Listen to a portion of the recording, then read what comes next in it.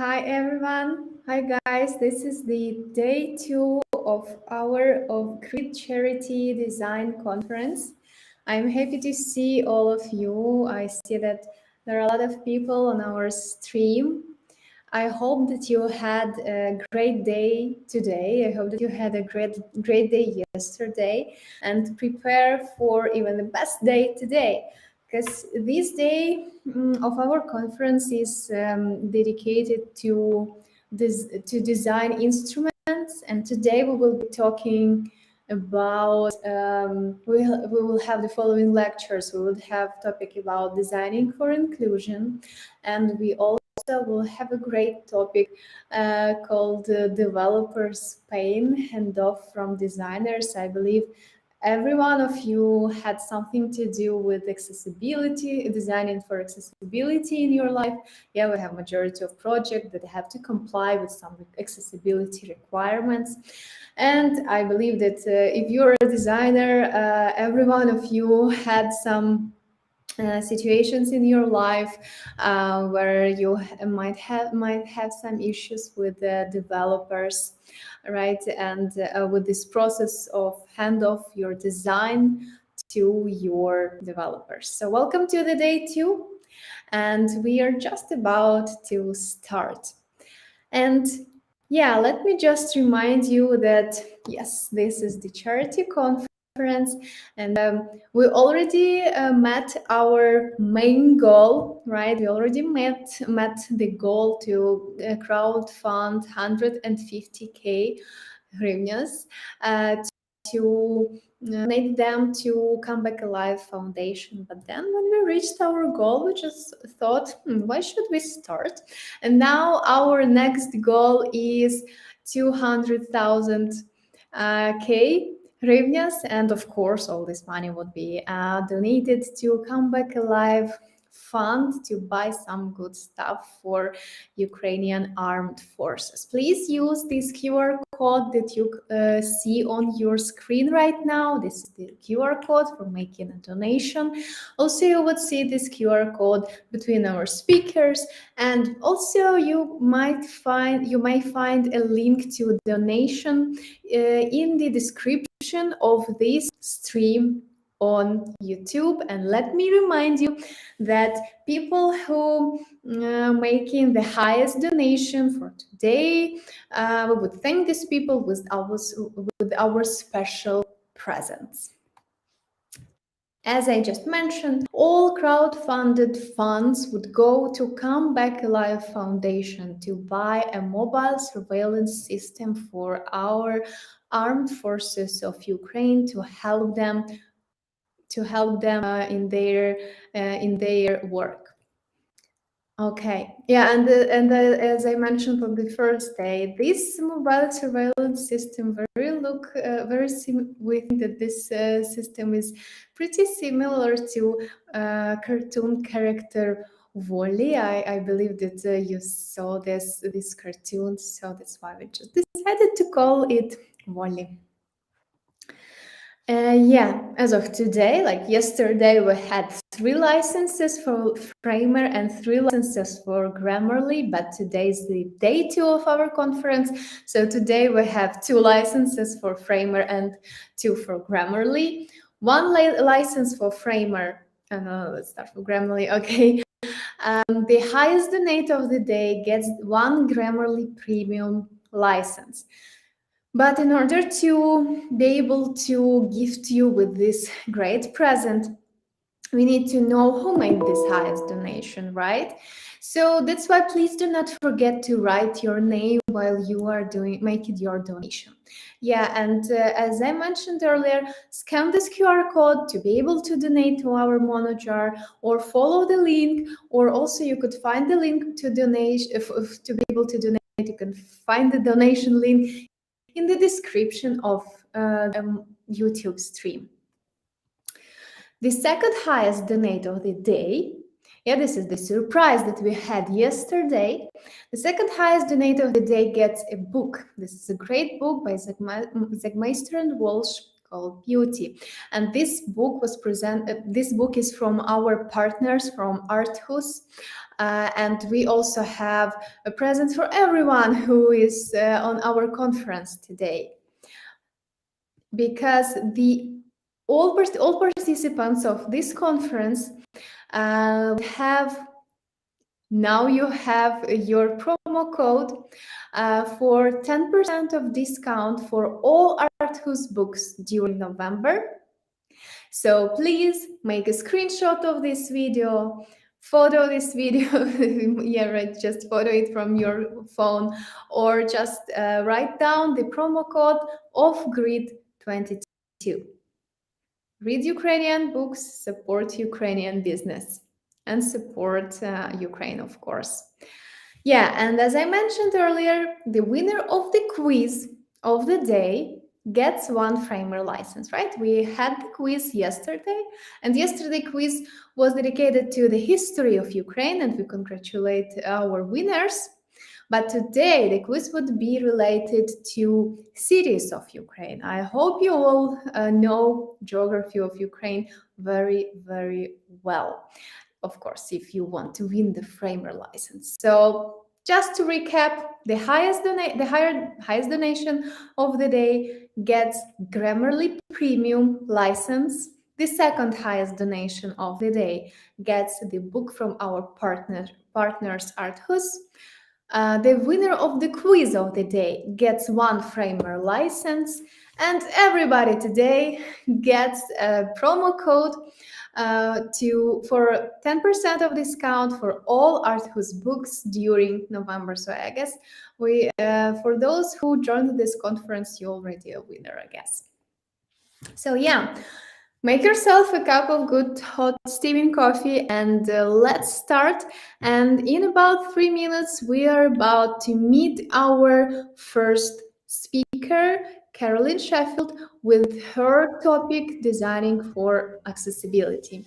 And we will make a short pause and meet you in 3 minutes to start the lecture.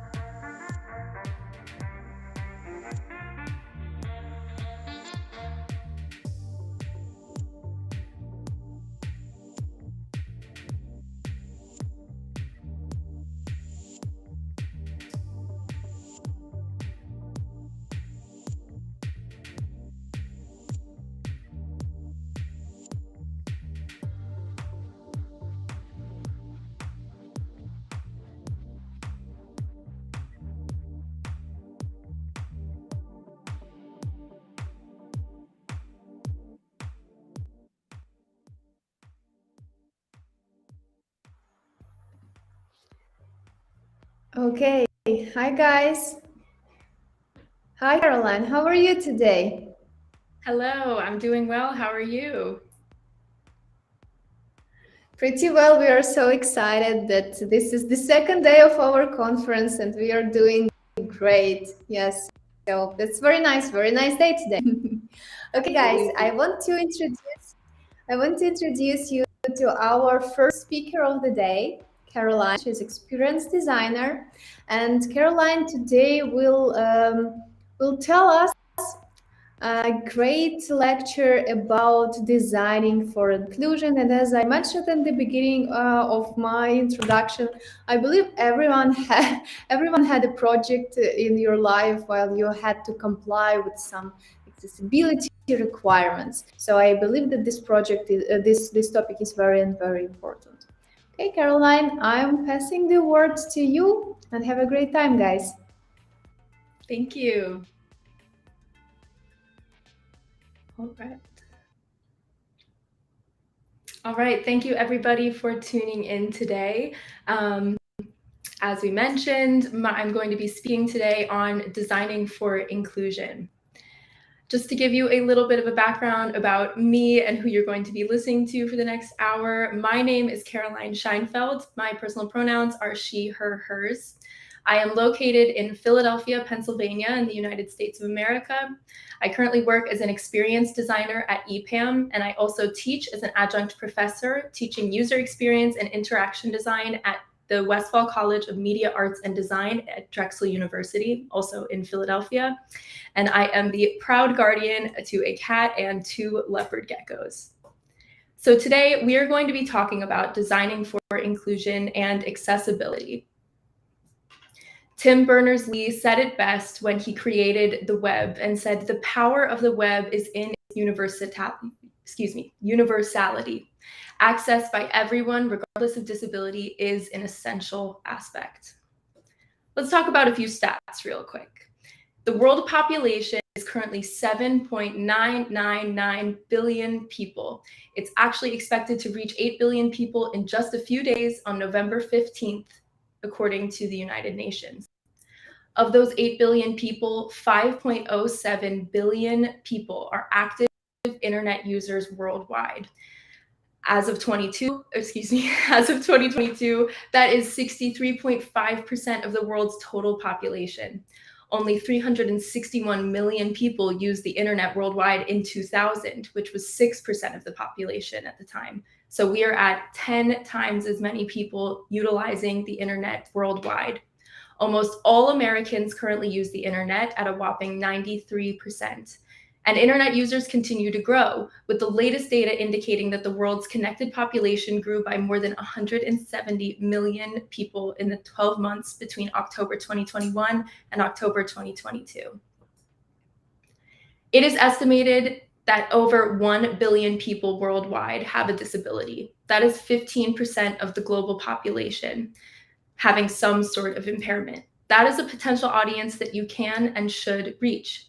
To put it into perspective, people with disabilities or neurodiverse people make up the world's largest minority, approximately 1 billion people worldwide. 253 million people are estimated to live with moderate to severe visual impairments, according to the International Agency for the Prevention of Blindness. A majority of these individuals employ assistive technology or accessibility features that help them navigate digital devices. The number of people aged 65 or older is expected to double to 98 million people by the year 2060. This is important because after the age of 25, an average person's ability to use digital networks will decline every year by 0.8%. Therefore, 60-year-old individuals will tend to use websites with nearly 30% more difficulty than their younger selves. The aging population currently dominates the world's population, so this is a critical observation. So what does this mean? The extent of consumers impacted by web accessibility might surprise you. People with disabilities have a wide range of ages, races, ethnicities, backgrounds, industries, abilities, and experiences. Ensuring your website and apps are accessible will benefit your business now and in the future as the population ages. So I'm sure if you're in the tech world, you have heard the term accessibility thrown around one way or another. Even if you're not in tech, it might have crossed paths with you. What exactly is accessible design? Accessibility is the concept of whether a product or service can be used by everyone, however they encounter it. Accessibility laws exist in different countries to aid people with disabilities, but designers should try to accommodate all potential users in many contexts of use anyway. To do so has firm benefits, notably better designs for all. Many users, whatever their abilities, will face challenges due to demanding contexts. Accessibility is not only the right thing to do, but it also often brings benefits to all users. That's because accessibility features that help people with disabilities often help other people too. Accessibility and inclusion might mean more than you think. First, let's look at disability as a personal attribute. The World Health Organization says that in the context of health experience, a disability is any restriction or lack of ability resulting from an impairment to perform an activity in the manner or within the range considered normal for a human being. Disability as context dependent disability is not just a health problem. It is a complex phenomenon reflecting the interaction between features of a person's body and features of the society in which they live. When you see this visual on the right, a person with one arm, what do you see? Being compliant for disabilities and inclusion means you need to understand all of the different ways we can be disabled at any given time. This could be a person born with an impairment, a person with a temporary impairment, a person with a situational impairment. All are disabled in their own ways and all need support of accessibility guidelines. This might seem like a minority with it when you're looking at a target audience for the product that you are designing, but there are actually 3 million people worldwide who have a permanent arm impairment or an arm amputation. That makes up 30% of all amputees. And those numbers, unfortunately, continue to rise as wars rage on around the world. Microsoft's Inclusive Design Toolkit highlights how we can all benefit from a designer's focus on accessibility. Here is an excellent table about different types of temporary and permanent disabilities. First, let's look at touch. A permanent touch impairment would be somebody who maybe is an amputee or was born with only half an arm. That's a permanent disability. A temporary impairment would be somebody with an arm injury, perhaps somebody who has sprained or broken their arm, so they are in a sling or a cast. Eventually, they'll get that off, but they're going to need certain things, to help them through that process. A situational disability or impairment for touch could be a new parent who is always holding that newborn baby in their arms. Having one free arm changes the way that you interact with digital products. It puts a greater emphasis on using mobile, less spelling things out, a need for shorter interactions, and less search. We got to stop those thumb cramps. When it comes to sight impairments, a permanent sight impairment could be somebody who was born blind. A temporary impairment could be somebody with cataracts. And a situational sight impairment could be a distracted driver, maybe a mom who's got kids in the back who are fighting and she needs to turn around for a second. Not being able to see means additional types of accessibility needs. Now let's talk about hearing. A permanent hearing impairment could be somebody who was born deaf. A temporary hearing impairment could be somebody with an ear infection, or a situational hearing impairment could be somebody who is a bartender working in a very noisy bar with lots of background noise, and they're not able to clearly communicate with the customers that they are serving because of the noise level. If you cannot hear prompts, how could that affect your digital experience? And finally, we have speech. A permanent speech impairment would be somebody who is nonverbal. A temporary speech impairment would be somebody who maybe has laryngitis. Or a situational impairment for speech could be somebody with a very heavy accent who is traveling to a country or a place that does not speak their native language, and there's a barrier of communication there. If you have inclusion needs for speech, how do you work with digital experiences that require voice interaction before you find it annoying? How are accessibility and inclusion part of digital? The World Wide Web Consortium, also known as W3C, is an international consortium that develops web standards. The W3C's Web Accessibility Initiative, or WAI, focuses on making the web accessible to people with disabilities of any kind. The Web Accessibility Initiative broadly focuses on three things: the WCAG, which is Web Content Accessibility Guidelines, what's on your screen overall. We're going to talk a little bit more about that in detail further on. The UAAG, or User Agent Accessibility Guidelines, which controls media browsers and players. And then the ATAG, Authoring Agent Accessibility Guidelines, which is backend CMS, DAM, PIM, etc. The Web Accessibility Initiative broadly focuses on WCAG, UAAG, and ATAG for lots of different reasons, such as the General Data Protection Regulation, CAN-ADAPT, and the California Consumer Privacy Act. So what are these web content accessibility guidelines, and honestly, why should you care? This is the Web Content Accessibility Guidelines, or WCAG, were created to help define how to make web content more accessible with the goal of providing a single shared standard.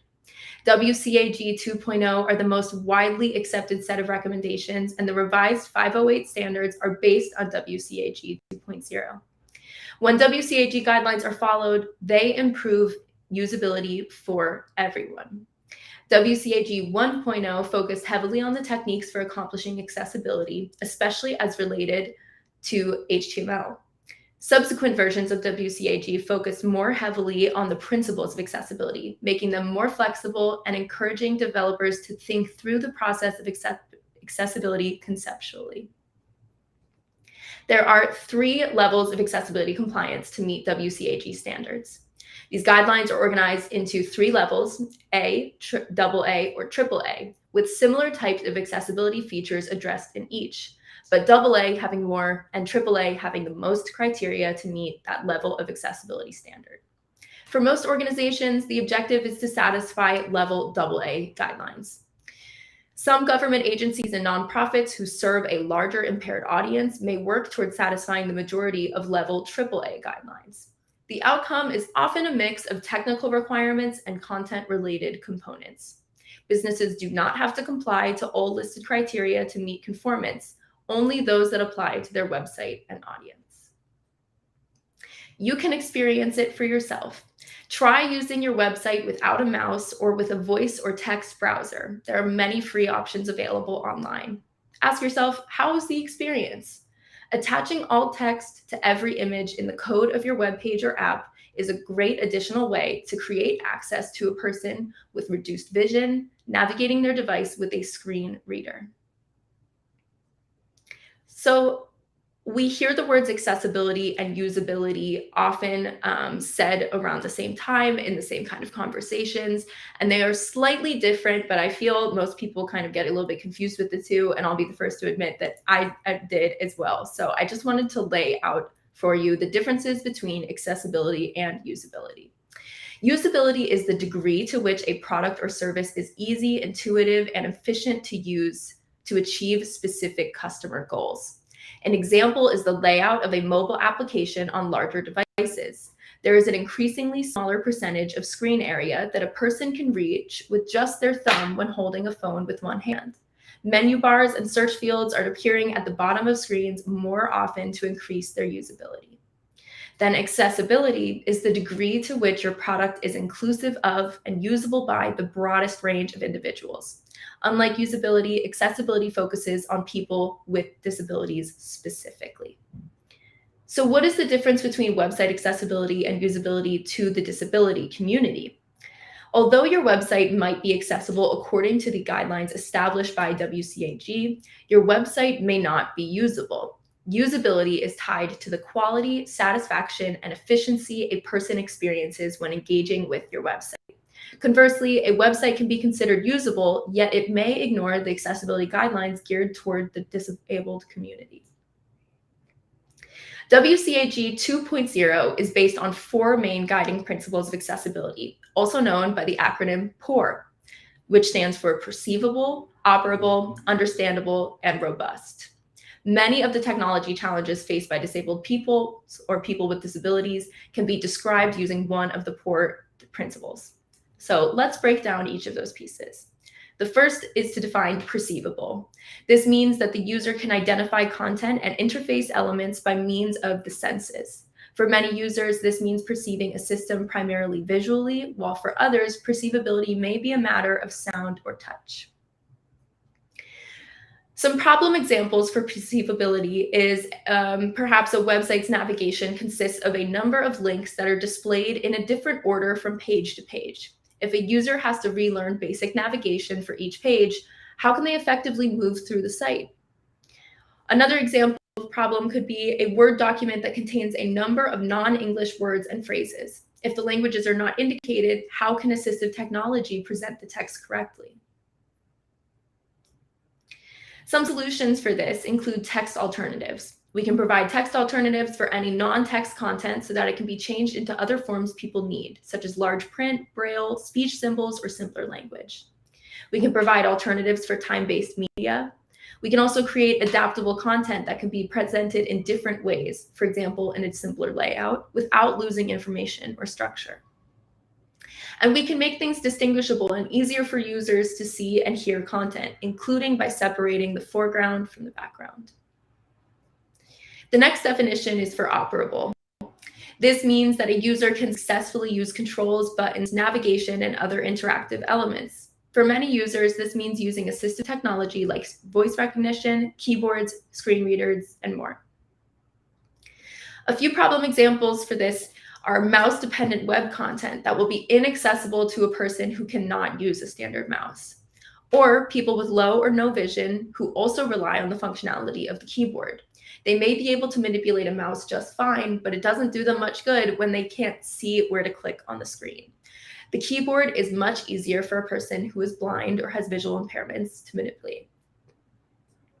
Some solutions for the operability are to make all functionality available from a keyboard. Keyboard accessibility is one of the most important principles of web accessibility because it cuts across disability types and technologies. We need to provide users with enough time to read and use content. We don't want to design content in a way that is known to cause seizures, so very fast carousels or flashing elements. I think we've all come across a website at one point or another that had maybe some sort of interactive element that didn't load correctly and was blinking very fast. And whether you're used to having seizures on a regular basis, or that's something that's never happened to you before, that can be a very overstimulating and uncomfortable experience. And the last solution is to provide ways to help users navigate, find content, and determine where they are. The next letter in the POUR acronym is understandable. Users should be able to comprehend the content and learn and remember how to use your open educational resource site.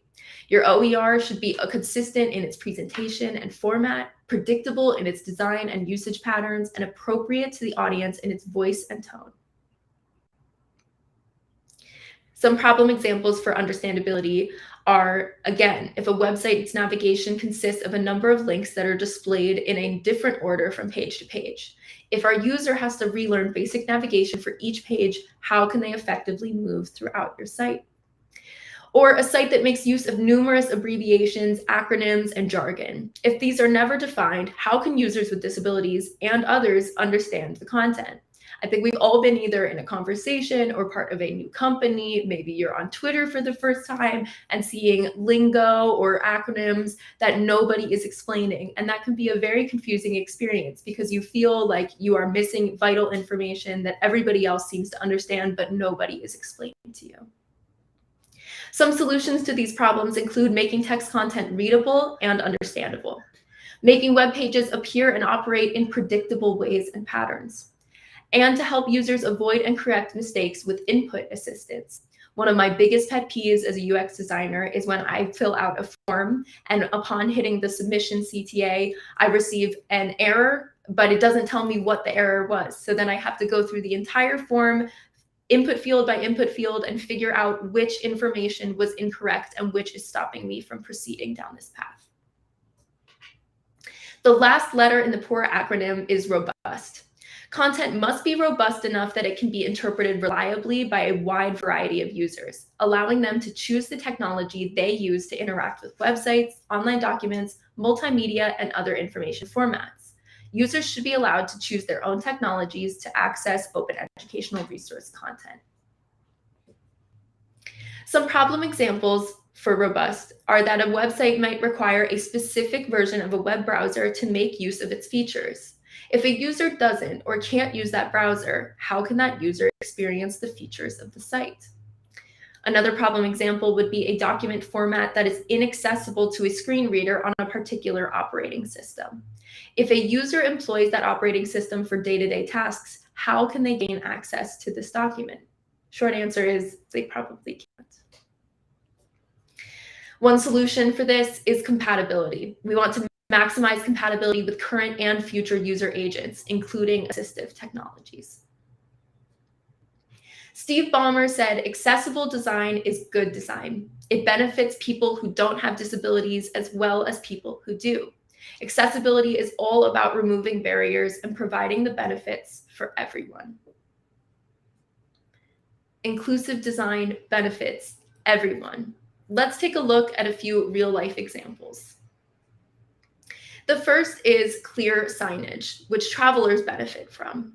Clear signage makes finding your train, bus, or airplane easier. Important signs, like informational and directional signs, must be placed in convenient locations that make them easy to find and understand. Today, accessible signs are typically designed with high contrast colors, non-glare finishes, and readable fonts so that they are more accessible for people with visual impairments. This also makes signs easier to read from a distance or at a glance.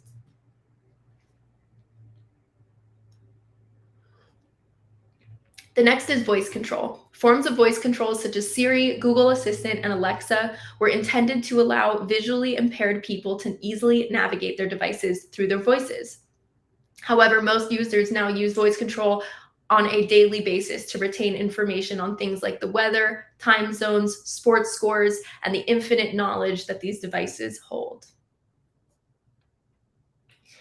The next is screen reading or text-to-speech. Screen reading was designed to help the visually impaired understand what's written in front of them through speech. This AI tool has made using devices so much easier. Able-bodied people tend to use this tool too, but differently. It's helpful to have your essay or article read back to you, and this is precisely how this tool comes in handy. Having text being spoken to you makes it easier to catch more minor mistakes. Another example of how inclusive design benefits everyone is closed captioning or subtitles. Closed captioning has helped people understand content in noisy environments, while subtitles have helped people understand movies and TV shows in languages they may not speak. You might be using it right now.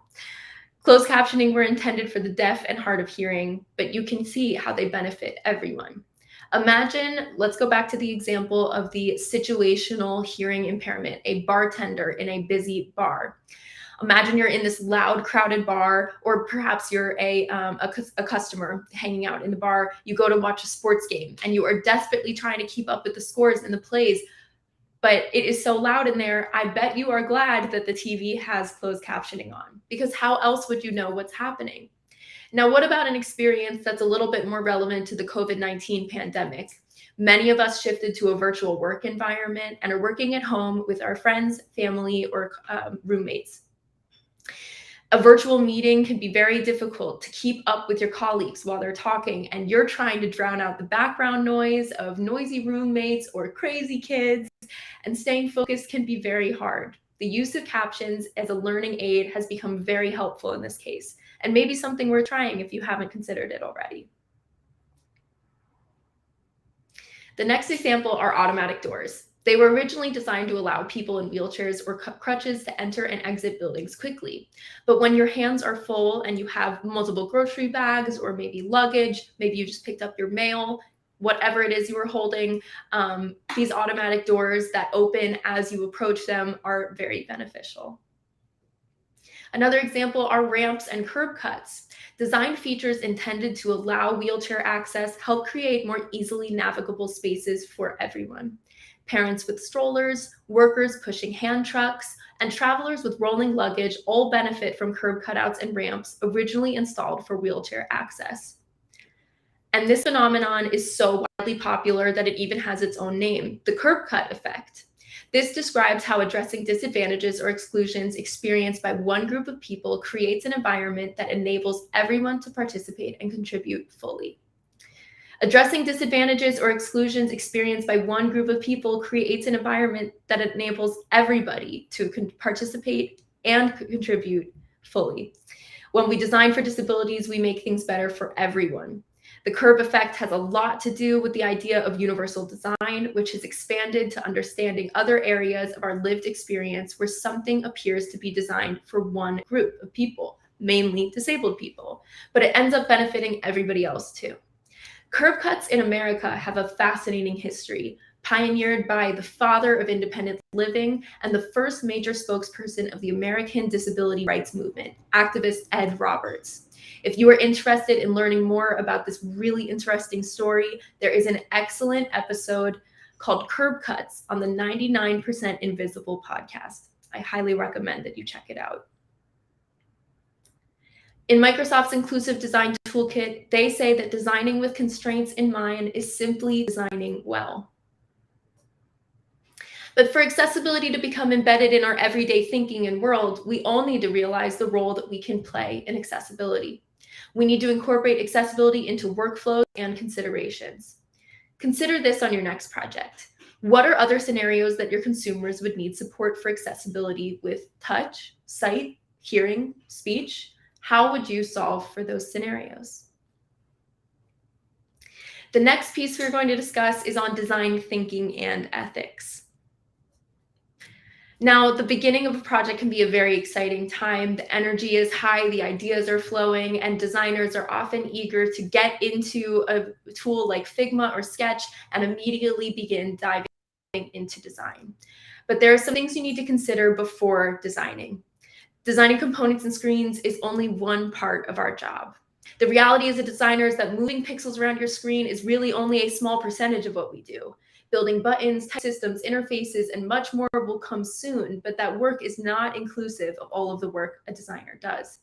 Being a designer is, in part, identifying problems, asking the right questions, and making the best solution or choice for your clients, or even yourself. Let's say that I'm creating an application for mobile phones. To get started, I ask myself or my team, who is the audience? Is my audience the entire globe?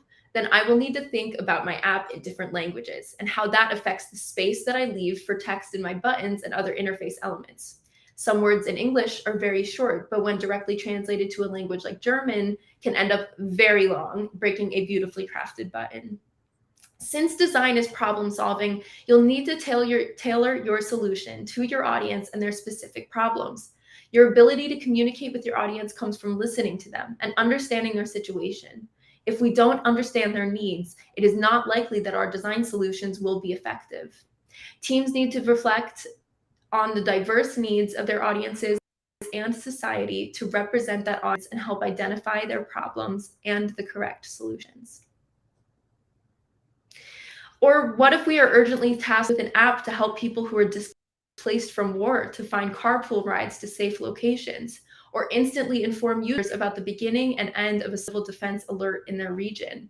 This is the reality for designers around the world, especially in areas like Ukraine. And this is why ethics are so important for designers. Creating products and services that solve real problems and help people live better lives is a superpower. This opportunity should not be taken lightly, though. Considering how you are able to help or harm people when designing is crucial and worth investigating before you get into a creative application. You can do good in the world with design, and you will, with a greater understanding of the impact that your work has on others. As you begin to define the groups of customers and coworkers in your path of inclusivity, the concept of intersectionality needs to be addressed and considered. Intersectionality describes how institutions of oppression such as racism, sexism, ableism, transphobia, homophobia, xenophobia, classism, and more are interconnected and cannot be considered or studied independently of one another. An intersectional lens can address systemic barriers and global crises. Intersectionality is a crucial starting point in all discussions and is specifically grounded in social justice. The Canadian Research Institute for the Advancement of Women has developed a visual aid depicting intersectionality as a wheel. In this visual, the innermost circle represents a person's unique circumstances of power, privilege, and identity. The second circle represents aspects of individual identity. This could be social status, education, age, gender, class, skin color, HIV status, disability, work history, religion, and more. The third circle represents different types of discrimination and attitudes that impact identity, such as classism, sexism, racism, discrimination, homophobia, ageism, and transphobia. And the outermost circle represents these larger forces and structures that work together to reinforce exclusion, such as colonization, globalization, capitalism, war, the educational system, the immigration system, historical forces, social forces, the economy, and the legal system, and more. Kimberly Crenshaw, who coined this term, intersectionality, and laid this framework for us in 1983, said, "The way we imagine discrimination or disempowerment often is more complicated for people who are subjected to multiple forms of exclusion. The good news is that intersectionality provides us a way to see it." When we're considering intersectionality and the different ways that people are oppressed within this world, it's important to understand cognitive bias. Cognitive bias, simply put, is your mind taking a shortcut when processing information. This saves us time when making decisions, which is especially helpful when we're under pressure or need to meet deadlines. And it's necessary. Otherwise, we would spend all day making a million decisions that are really thought out. The problem is when we go on autopilot and we get it wrong or it causes harm. Our brains look for patterns and past events to inform decisions without involving the conscious part of the mind. This is helpful to reduce the cognitive load of our everyday experiences. But the previous experiences that our perception is being filtered through can include cultural stereotypes. There are 18 commonly studied cognitive biases, and they can be further categorized into social, financial, failure to estimate, and short-termism. When it comes to assessing risks, humans often fail to make rational decisions because our brains take mental shortcuts that prevent us from making the correct choice. Since the 1960s, behavioral scientists and psychologists have been researching these failings and have identified and labeled dozens of them. In this visual are some that can cause havoc when it comes to assessing the risks in business. For example, the anchoring effect, availability heuristic, the bandwagon effect, belief bias, blind spot bias, clustering illusion, confirmation bias, courtesy bias, the endowment effect, gambler's fallacy, hyperbolic discounting, the illusion of validity, the ostrich effect, post-purchase rationalization, reactive devaluation, risk compensation, the status quo bias, and stereotyping. There is a lot that goes into each and every one of those biases, so I highly recommend that you look up the full list online and dive deeper into it. It is very fascinating, but that could be a whole hour-long presentation on its own. It is nearly impossible to get rid of your unconscious biases entirely, and there can be many of them, but you can work to reduce them. Unconscious bias is molded by what we observe around us. Proactively working to transform those concepts and images that we're exposed to can begin to change how biases inform how we process what we perceive. It is crucial for designers to understand bias, both to combat their own biases as they create and to tap into the biases of their customers to provide better experiences. While cognitive biases can be unconscious, there are a number of things that we can do to reduce their likelihood. The first is to be aware. The first tip to overcome these biases is to acknowledge that they exist. When we know that there are factors that can alter the way we see things, we are more likely to be careful as we form judgments and make decisions. The second is to consider current factors that may be influencing your decision. Is there anything in the current situation that could lead you to feel overconfident in your convictions or cause you to ignore certain information? Make sure not to fall victim to the bandwagon effect or adopt attitudes simply because others are. The third is to reflect on the past. Look for patterns in how you've perceived prior situations and where you may have made mistakes. If, for example, you see that you tend to ignore facts or emphasize intuition, then lean into opportunities to further explore data presented to you.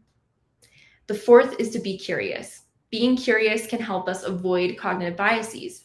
Curiosity can help us pause long enough to ask questions, and good ones. It stops us from assuming we are right. The fifth is to strive for a growth mindset. People with growth mindsets believe that that cognitive ability can be developed and tend to learn from criticism. Rather than covering up mistakes, they see them as an opportunity to learn. They don't believe that factors are fixed or unchangeable. Cognitive bias modification is possible with some work and effort, and a growth mindset is one of many heuristics that can help you move in the right direction. The sixth tip is to identify what makes you uncomfortable, and this one is uncomfortable. Are there people or situations that rub you the wrong way? Ask yourself what makes you respond this way and whether you could have a bias that is impacting your perspective. The seventh is to embrace the opposite. Trying to understand an issue from both sides can make you a stronger critical thinker and help you see the world with more empathy. Push yourself to believe the opposite of your initial reaction and pay attention to what happens. This is particularly true when it comes to politics, especially for any of my Americans on the chat. We just went through elections. It's very easy to stand true in our convictions, and you should believe in something, but it's also very important to seek these multiple perspectives. We want to solicit feedback and perspectives from others. Asking others for their input can help us find potential blind spots and stop us from being overconfident. We want to look for disconfirming evidence. Go out of your way to seek out information that runs counter to your existing belief. And the 10th tip is to practice intellectual humility. Intellectual humility is about remaining open to the idea that you might be wrong, and we all are wrong at one point or the other. Rather than blindly standing by our convictions, this is about asking, what am I missing here? What more can I know? Good design aims to create a great user experience for everyone who touches it. Inclusive design is one of the most comprehensive pathways to achieve that end. Thank you so much, and glory to Ukraine. I'll stay on for any questions. Oh, yeah, Героям слава. Yeah, I was very surprised to see that on the slide. Great. Okay, Caroline, while we are waiting for questions from our audience, guys, by the way, that's the right time to drop your questions to Caroline to our chat, and we would ask all these questions. I just wanted to ask you, as far as I know, in some countries, compliance, accessibility compliance is for websites is regulated by law. For example, in Ukraine, also in Canada, I know that governmental websites should comply, as far as I remember, double or even AAA level. What do you think? Should all websites should accessibility compliance for all websites be regulated by law? What do you think? That's a great question, and I feel that laws are very tricky. You know, there's a lot of decision making that goes into putting something into law. But from my research, the countries that do require accessibility by law have better experiences overall for all types of users. So I'm not really sure that there's a negative impact that we can refer to on having accessibility as a law for your products. We do see that, you know, there are significant financial implications for companies that do not adhere to accessibility laws. For example, in Canada, if you have an unaccessible website, you can actually be charged up to $1 million per year. So every year that your website is not compliant to the WCAG 2.0 standards, you are going to be costing your business millions of dollars. So what does this teach us? It really tells us that accessibility should be at the forefront of your decision-making process when you're going about design. Many companies that are experiencing these fines, and we have seen a significant rise in lawsuits around inaccessible websites or experiences since 2018, when that law went into effect. We have seen many users who are actually winning those lawsuits, and they are getting the support they need. Specifically, I can think of Target years back was sued by a user who is blind. They have a visual impairment. They were not able to complete a purchase or go through a final transaction on Target's website. And they sued Target because they said your website should be just as accessible as your in-person store. They actually Target lost that lawsuit, and they owed that user $4 million. So that is something that can cost companies lots of money. And we see those big numbers being dropped on companies that kind of pushed it to the side, considered accessibility an afterthought, maybe added alt text after launching a website. And you are starting to see more companies that are creating new products having those accessibility guidelines built in right from the very start. And with tools like Figma, and a plugin known as Stark Suite by the Stark team, there are excellent plugins and tools that will honestly do a lot of the work for you, as long as you are including that in the initial foundation of your design project. So in my personal opinion, I don't see anything wrong with having a law around accessibility. I think it will make digital experiences better, more intuitive, and more consistent across all products and all user types. Yeah, I agree, by the way. Nevertheless, it may cost a little bit more in development. Yeah, because that's why I was asking. But still, it's great that, I mean, people, that this is what you mentioned, these lawsuits, it's great that people are fighting for their rights to live like a full life. That's really great and important. Okay, we have questions. Thank you for a great presentation. And the question, what life hacks or resources do you use to design better interfaces for people with color blindness? So you already mentioned Stark plugin. By the way, great, really great product. What are other tools that you use? Yeah, that's a great question. And if you are a Google Chrome user, you can utilize multiple Google Chrome extensions or little plugins that will actually turn your entire web browser into a representation of what it's like to have different types of color blindness. I have a variety of different tools because I always like to double check or triple check across multiple and see, just make sure I'm actually using correct information. But Figma has excellent accessibility plugins. Their plugin library is so extensive and the community is growing every day. A really great thing about these tools is that many of them are created for and by people with these disabilities. So they are actually, creating products that are helpful for them, but are helpful for everybody as a whole. And we typically, I would say that the number one accessibility tool that I use when it comes to color contrast is the WCAG's tool on the color contrast checker. I feel like I go to that website multiple times every week just to make sure any text that I'm putting on a call to action or a caption underneath an image, literally any text, any color, any component on any product, I want to make sure that it's going to be legible and something that users are actually able to engage with. So that would be my biggest recommendation, is that contrast checker tool. And then honestly, I have not used an accessibility plugin in Figma that I haven't been happy with. So I would say get into that plugin library and just check out what kind of options are available to you. I know that the Stark Suite, that there is a cost barrier there, but there are many free tools available to you. And if you are either a student or an educator, Stark recently launched a free educational license. So you are able to access their full suite of tools at no cost. Yeah, great. And I agree that at least, like for every product, it's vital to check at least this contrast. Yeah, it's very important. Okay, what are the best practices for designing interface interactions for people with hand tremors and Parkinson's disease?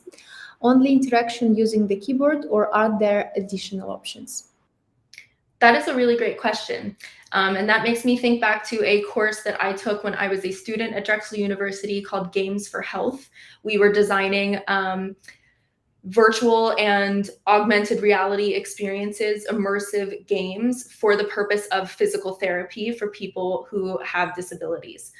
So one of the teams in that course actually designed a game for people with Parkinson's where they had to stomp and clap to the beat of music. And in this augmented reality environment, there were music notes coming towards them that they were able to go and catch. And there are multiple studies that prove that music can actually make a huge difference for people with Parkinson's. It can enable their memory and their cognitive abilities. So music is a really wonderful tool for that.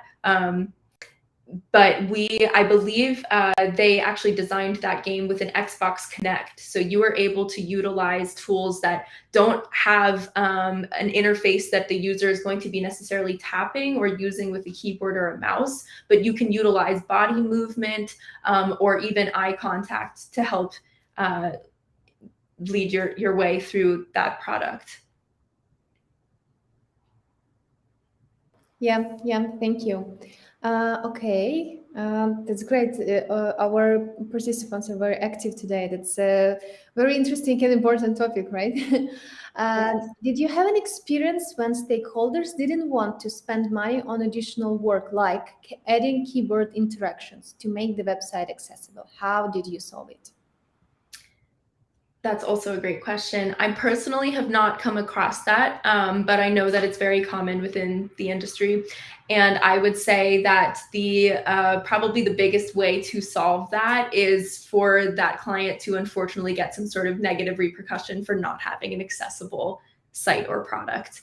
I do feel that accessibility is trending in a direction where people are starting to be more proactive instead of reactive with it, considering accessibility needs and guidelines from the very beginning of a project. But if you are a UX designer and you are coming onto a project that has existed for many years and you're just hopping in, at a certain point, you aren't necessarily able to restructure the entire project based around accessibility. But what you can do is inform your stakeholders, present them information just like I shared with you all, where you are laying out what these guidelines are, what they mean, and why they're important, and most importantly, why they benefit everybody. I feel that, in the past, accessibility was specifically for people with disabilities, but now we're seeing these trends of usability and inclusive design that is incorporating the needs of all types of users, whether it is a temporary, permanent, or situational disability. Yeah, thank you. And the next question, on what stage should a startup consider investing into accessibility development? I guess that it means that the startup is already like ongoing. It's not like people are just still want to create something. I guess it's like the startup is already working. Yeah, that's it's a tough call, and I think overall the answer is there isn't necessarily a time to do it. But the best time is now. Start where you are and see what you can incorporate. Have alt text within any sort of images or interactive elements within your site. Make it easy for people to tab through. Have your text styles follow the heading structure so that it's easy for a screen reader to explain what they're seeing on the interface. This isn't necessarily related to the startup, but I've seen a significant trend in users on social media tools like Instagram adding a alt caption that is a description of what is in the picture or the video that they've posted, explaining that for users who have some sort of visual impairment and are not able to visually see that content, but they could have a screen reader that is telling them and describing what is in that picture because of that alternate description. So I would say, the best thing you can do is start as soon as possible and see, what options are available to you. Fortunately, as this industry expands and more people are getting involved in the movement, we see more resources that are available to us to utilize. So you don't necessarily have to start from scratch every time. We don't have to reinvent the wheel here. We can utilize existing resources and frameworks that already have accessibility built into them. And another piece that I feel is very important is hiring and building an inclusive team, having diverse employees as a part of the initial stage of your startup so that you have a wide variety of diverse perspectives who are going to impact that final outcome of whatever product it is you're building. And I'm very curious to hear what that is. Yeah, that's a great answer, by the way. Start as soon as start as soon as possible. It's, for example, tomorrow when you just start your work, check all your text, all your like interactive elements for contrast. Yeah, do the contrast check for them. Yeah, it's baby steps, but still, it would be important. Yeah, what is the most interesting case or experience related to accessibility? That is interesting. I would say that probably I worked for I had an EPAM client who was a Canadian grocery store chain, and they had 35 chains across Canada. We had to combine two different websites. We called it a unified commerce project. Where one website was basically like a brochure website with some information about store locations and hours. They had some blog posts and event descriptions, as well as some recipes because they were selling groceries.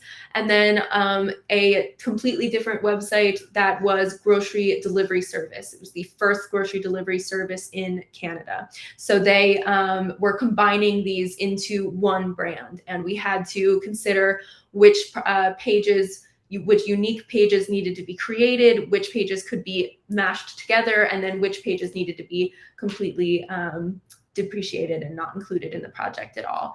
And that was the first time that I really got a chance to interact with the Canadian accessibility standards. And it was interesting having a mix of both Canadian designers and American designers who the Canadian designers were quite young. Most of them had just gotten out of school. So it was part of their education. They knew all of the guidelines that they had to consider, and they were able to impart a lot of knowledge onto us and share what kind of guidelines we can consider in future projects, even though it isn't required by law here. But I really look forward to having more working experience in the future regarding accessibility. This is something that I'm sure you can tell I'm very passionate about. I have worked with people with physical and intellectual disabilities for years and years now, and I've seen what kind of technologies and tools are available to them or what isn't available to them and how it makes their life harder or easier, what helps them navigate this very complicated world. So I really look forward to having more opportunities to explore how accessibility can play a role in a greater, project environment. Yeah, of course, great. Okay, I'll let it be, I guess, the last question as I don't see more. Why do you think so many customers don't experience value, don't see the value in accessibility? It's so important. What a great question for the end. That is a great question. And I would say the answer is probably money. It's usually at the forefront of all decision making in business, especially in technology. Unfortunately, it's just not cheap to build an accessible website. It does take time. It takes time to develop. It takes time to think about it. It takes time to reconsider frameworks, especially if you're working with an existing product and you have to go back and start from scratch or change something or completely restructure the way that something has been engineered. That is going to take a lot of time and effort, and that costs money. So that is something that I think most stakeholders are trying to avoid until they get hit with a lawsuit that's maybe 10 times as much as they would have had to invest in bringing accessibility into their development workflow. So it is interesting. I think we're hopefully going to see a greater emphasis just across all designers. I know that this is something that as a professor teaching young UX students, they are very interested in this. Even people who aren't studying UX, I taught a few game design students and animation students, and they were fascinated by the concept of accessibility, because whether we have an accessibility or you know somebody, we all know the difference that having, you know, intuitive and easy and operable experiences can have, you know, on your day-to-day life, the kind of impact that that can have. So I do think that we are trending in the right direction, because the movement is no longer only run by that minority group, the people with disabilities. Now we're seeing more and more designers who are accessibility advocates, people who are pushing for this on a greater scale across all projects. So yeah, my answer would probably just be the money factor, but I'm sure that there's more that goes into it as well.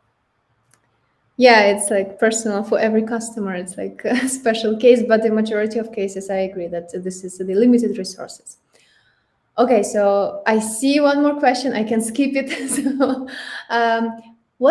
that's very specific. What name do you usually use for the link instead of show read more to hide a big description?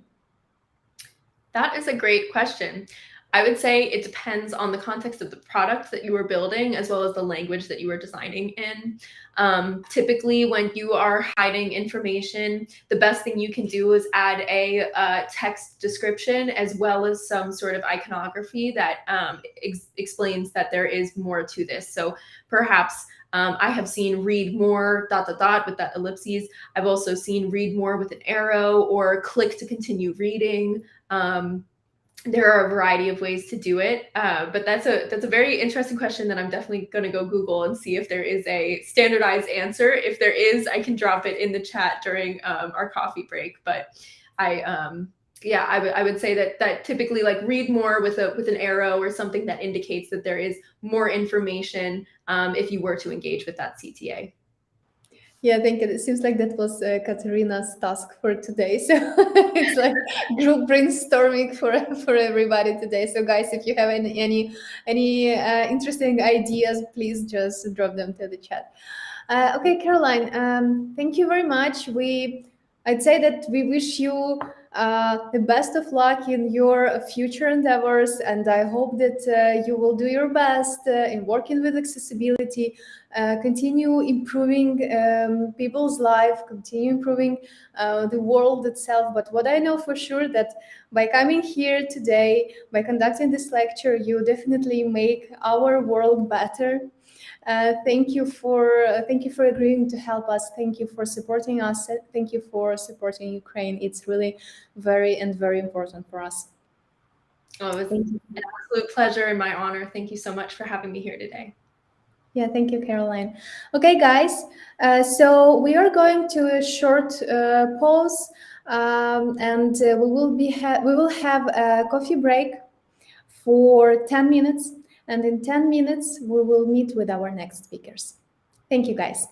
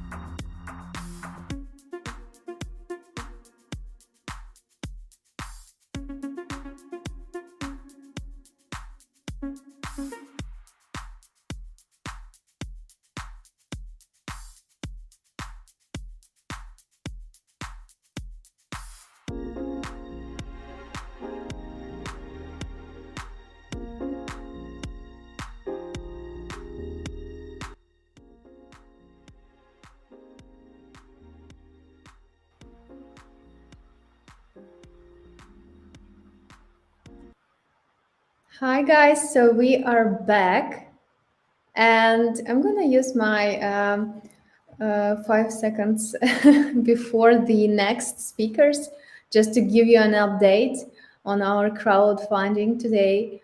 So we are like teeny tiny close to the goal.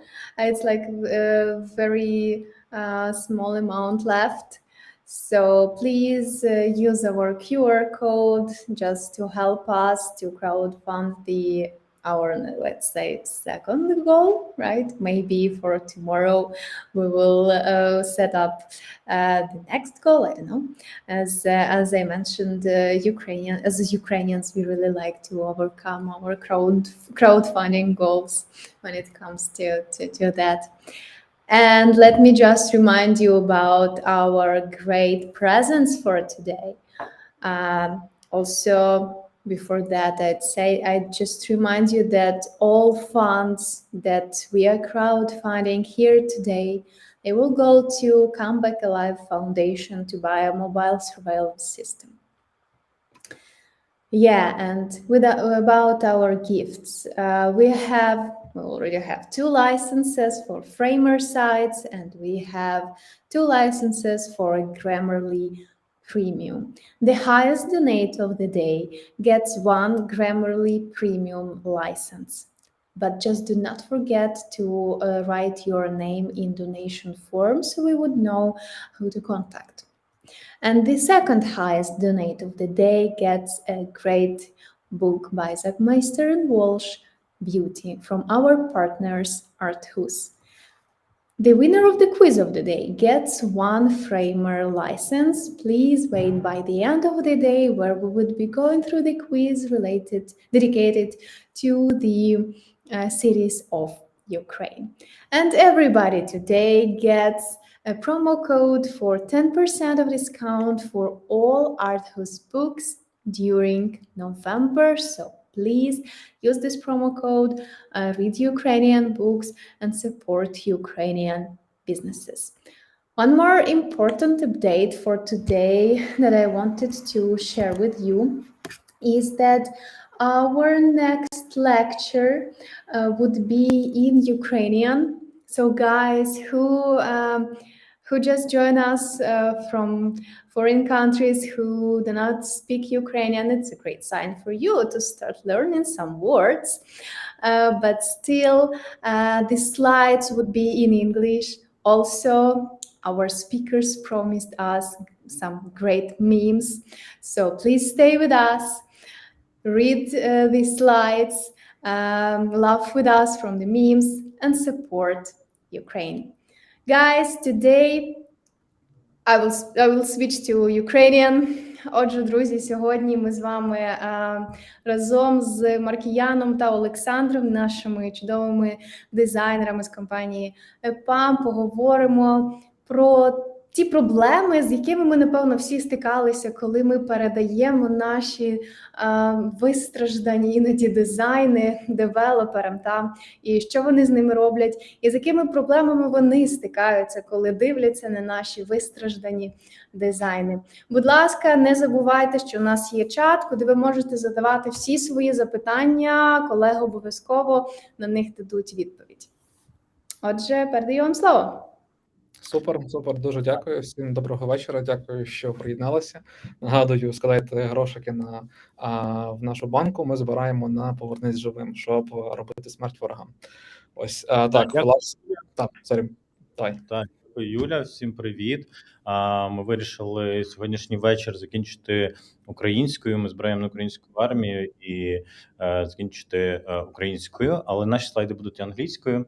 І, в принципі, я думаю, що це гарний приклад того, що якщо не зовсім скоро, українська буде така сама інтернаціональна, як англійська. Ось, так, тому можемо перейти до наших слайдів. Так, отож, секундочку, і поїхали. Отож, знову всіх вітаю. Мене звати Маркіян, і, власне, я senior experience дизайнер в ЕПАМі, і разом з Сашком, який щойно говорив, ми будемо вам розказувати сьогодні про ті болі, з якими стикаються розробники під час фази хендофу. Тож, власне, наша агенда, по суті, ми почнемо з бази, потім поговоримо про певні категорії, скажімо, тих проблем, які ми знайшли, які ми вияснили під час discovery фази з розробниками. Ось, і в кінці ще вас чекає декілька приємних бонусів. Тож, Сашко, передаю тобі слово. Так, почнемо з бази, ґрунту і фундаменту, який чуємо. І мені насправді приємно і сміливо за територію девелопмента, тому що ми почали, що ми не живемо в ізоляції. Наступний слайд. І ми всі знаємо про важкий і глибокий шлях дизайн-процесу, різні паттерни, різні поведінки. І на цій лекції, сьогодні впродовж дня були лекції, які були про це. Вчора були лекції. Ми відвідуємо і вчимо багато інформації про те, як зробити наш дизайн-процес якіснішим і делівери наші кращі. Ось, але делівер, так, тобто ми щось передаємо, є і в нашому житті. От наступний слайд, і це буквально за день до нашої лекції я отримав посилку і зіштовхнувся з тою проблемою, що перед цим був сервіс неймовірно крутий, і ціна класна, і менеджери зі мною комунікували, але кур'єр був поганий. Ось, і оце випадки, які бувають в нашому реальному житті, і весь досвід, і наші тонни інформації, тисячі годин просто зникають без сліду, і все втрачається. І ось наступний слайд показує, як воно буває. Ми всі тут стараємося, щось робимо, аджайли, дизайн-процеси і тому подібне, а виходить ось так. Бо так само, як і login flow, тобто логін, ми там коли, що там логін робити? Так само нехтуємо процесом передачі. І багато, я думаю, що більшість з вас знає, що в нас є мислення швидке та повільне, емоційне та таке, як ми багато думаємо. І насправді багато лекцій, багато інформації, яку ми споживаємо, і навіть спілкуємося всередині дизайнерів, вона є всередині, і ми не знаємо, і досить рідко переходить до наступної фази, до девелопмента, і навіть існує така міф, я надіюсь, наступний слайд, що дизайнери і девелопери ворогують. І сьогоднішня наша задача для дизайнерів дати змогу ось це вікно привідкрити, а що вони від нас хочуть, і як ми можемо взяти відповідальність на себе за те, що ми передаємо. І наша сьогоднішня лекція не просто взята з нашого досвіду, не просто взята з повітря. Перед цим ми мали тісну співпрацю з девелоперами, ми задавали їм питання, що в них болить, але не казали, що ми одразу вам допоможемо. А от сьогодні на цій лекції ми допоможемо дизайнерам в першу чергу взяти відповідальність на себе і запакувати ваш сервіс. Ми ж сервісний дизайн, ми сервісна компанія, більшість з нас, так, і передати це в належній формі і на якісному рівні, на такому ж, як і ми проєктуємо дизайн. Ось. Тому поїхали. Так. І сьогодні будуть звучати спочатку, здавалось би, очевидна тема, так? Але речі, на які ми забуваємо. І почну я зі стилів. І це коментарі від девелоперів. І чим зрозуміліше і чим простіше ми вважаємо для нас є якась тема, тим менше уваги ми приділяємо на це, і тим частіше там все ламається. Ось зараз підемо, давайте далі. Що відбувається? Кольори, тайпографі стилі, будь-якийсь ідентифікатор, який ми передаємо, і це буде добре, якщо ви просто хоча б їх будете називати кольорами і їх зберігати. Але тягнутися до кращого, і краще в нашому світі це токени. Але якщо навіть немає токенів, якщо ми почали просто з коду, то іменуйте тінь модальна тінь, там колір emergency і тому подібне. Тобто це речі, які ми забуваємо. Наступний. Стилі добре. Я на своєму досвіді бачив таку велику кількість різних стайл-гайдів. Я не можу назвати це дизайн-системою, стайл-гайди, які передають дизайнери. І існує багато плагінів, які їх формують, і можна вручну робити, і тому подібне. Але навіть стайл-гайд від проекту до проекту різний. Девелоперу потрібно знати, от він звик, що, наприклад, один дизайнер передає йому так, другий так. І моя порада – не вигадуйте велосипед.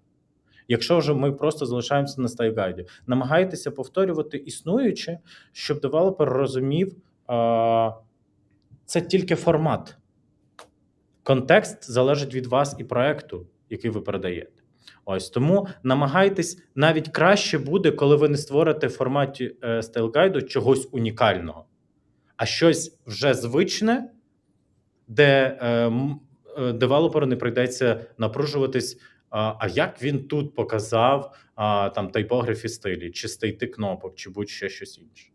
Ось. І далі ми переходимо до, а куди ж нам тягнутись?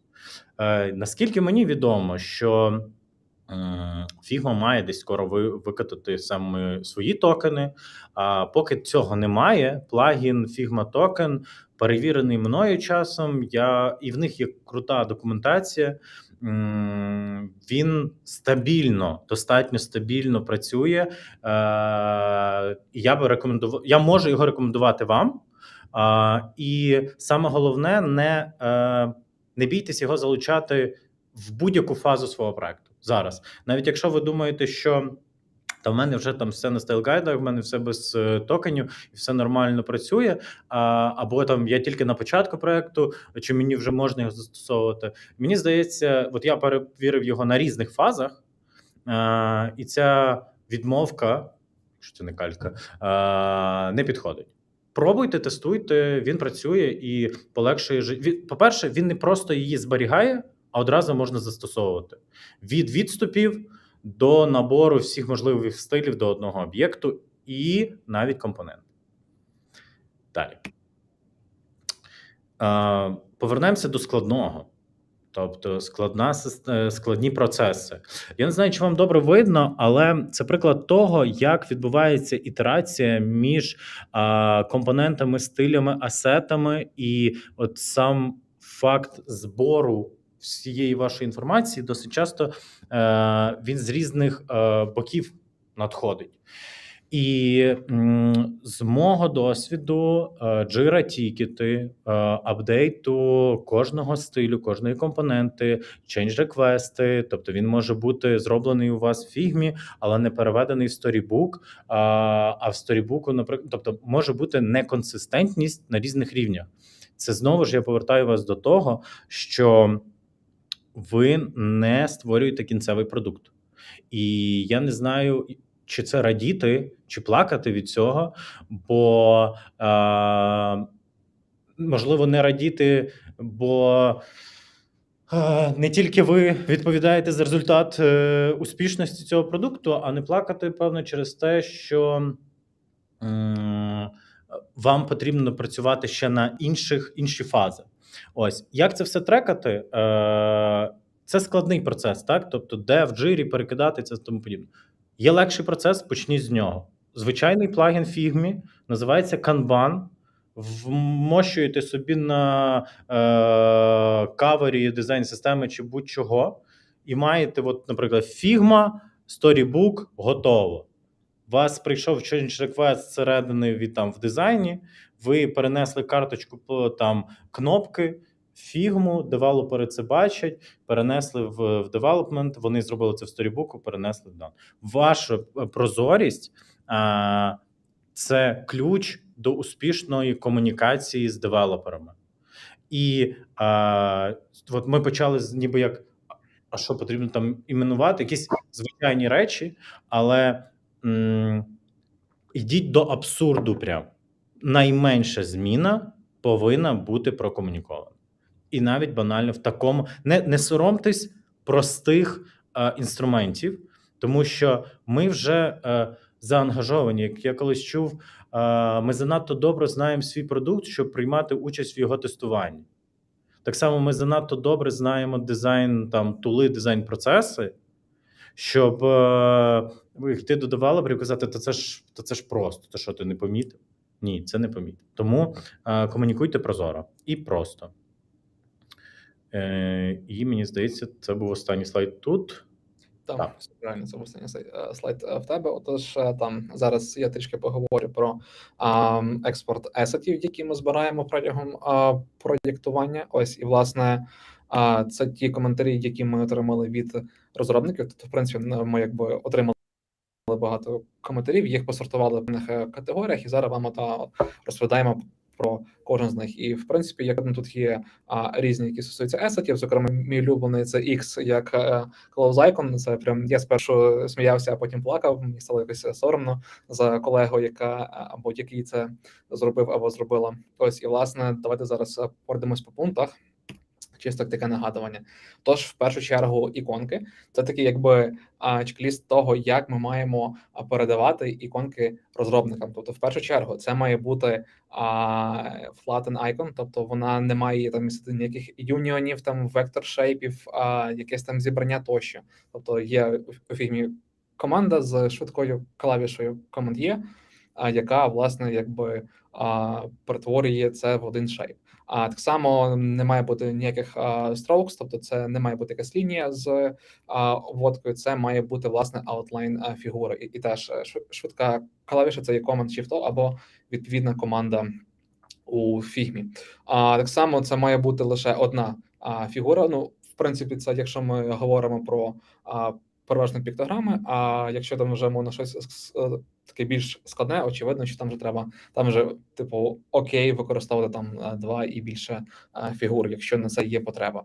Ось, ну і так само чисто така підказочка, всі шейпи, вони мають мати однакове ім'я. Це вам треба для того, щоб потім, коли в нас є варіанти, і ми там міняємо, скажімо, ті там кнопки, там є зліва іконка, вона має там якийсь колір. Відповідно, якщо ми потім десь міняємо одну іконку на іншу через property, то коли в нас назва не збігається, назва і структура точніше не збігається, в нас колір не буде мінятися. Ось. Само, будь ласка, якщо вам треба типу закриття, то намалюйте хрестик. Це просто дві лінії, які перетинаються під кутом 45 градусів.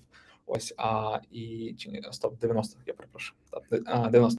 Ось, і цей, якщо вам треба, скажімо, коло, намалюйте коло, а не пишіть букву О. Якщо вам треба значок, який означає перетин ножин, то просто якби намалюйте оцю от фігуру, а не використовуйте букву U. Отож, так само ще, якби очевидно, будь ласка, не використовуйте PNG, а використовуйте SVG. Це такий дуже базова рекомендація. Так само з базової рекомендації це є те, що всі іконки мають бути в контейнерах.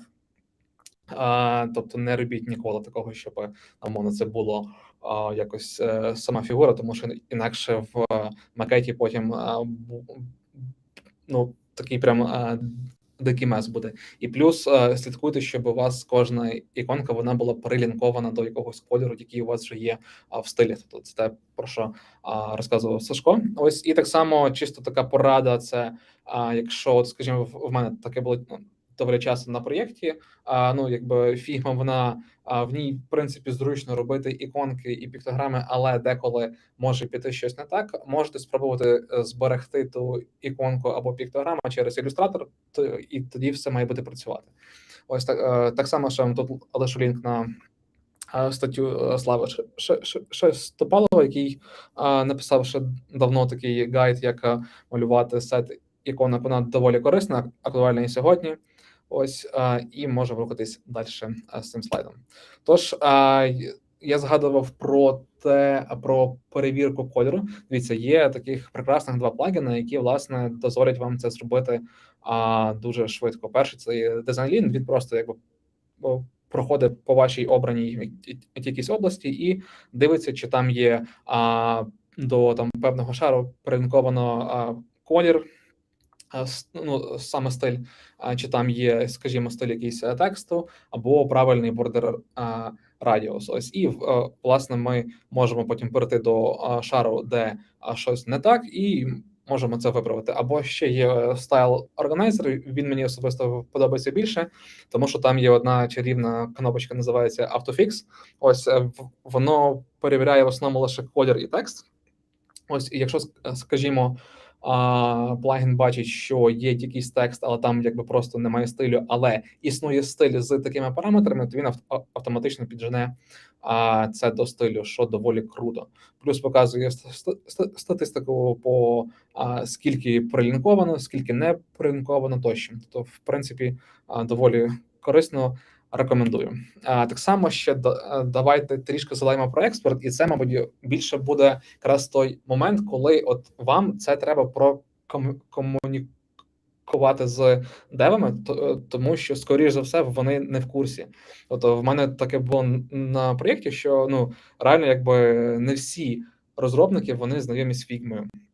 Ось і власне поясніть їм, що коли вони у view моді, а коли вони ховерять на якісь об'єкти, вони в першу чергу бачать оцей шар, який найдальше в ієрархії. А от коли це робимо ми через дизайн режим, то ми поділяємо той шар, який на самому початку. Ось власне поясніть йому, що треба спершу там клікнути на саму іконку і потім на шар вище, щоб правильно зробити експорт. Так само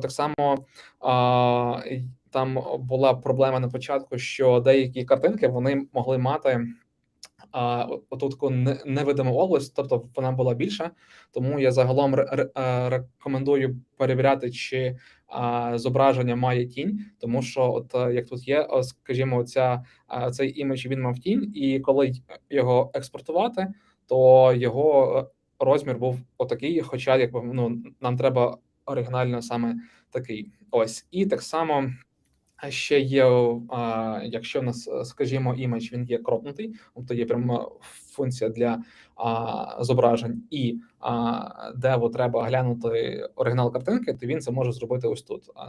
Inspect, CSS, саме цей вигляд, і клік на цей текст, він, власне, відкриє оригінал картинки. Це теж доволі корисно, просто скажіть йому це, що він знав, тому що я впевнений, що він не знає.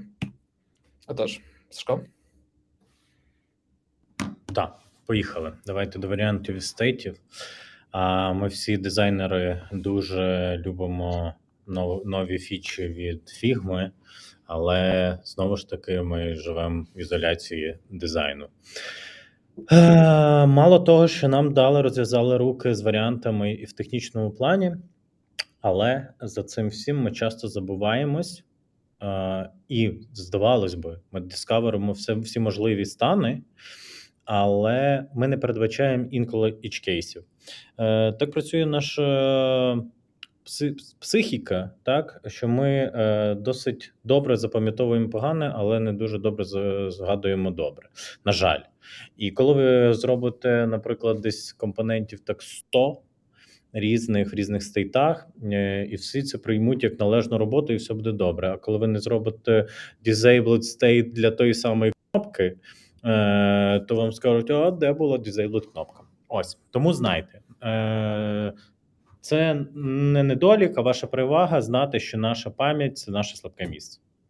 Тому там буде в кінці, зараз буде такий якорь. Це зараз я тут сказав про слабке місце пам'ять, а далі там буде бонус для вас. От інтрига. Так ось, девелопери, ми зараз маємо розуміти, що коли ми передаємо варіанти і, наприклад, ви тільки передаєте макети або не акцентуєте увагу на свої стайл-гайди, а що ще гірше може бути, вже ніби все зробили і навіть передали на стайл-гайд, звертаєте увагу, як ви створюєте матриці ваших елементів. Я хочу сказати, що ось така педантичність до макетів, там далі теж це буде. І саме це пояснюю. От, наприклад, тут це простий приклад. Кнопки, primary, secondary, стейти. Це матриця. Так? Не лінуйтесь підписувати все прозоро. Тобто так, воно справа в інстансів, нам все прекрасно зараз на боковій панелі пише і передає. Наводьте порядки зрозумілі для...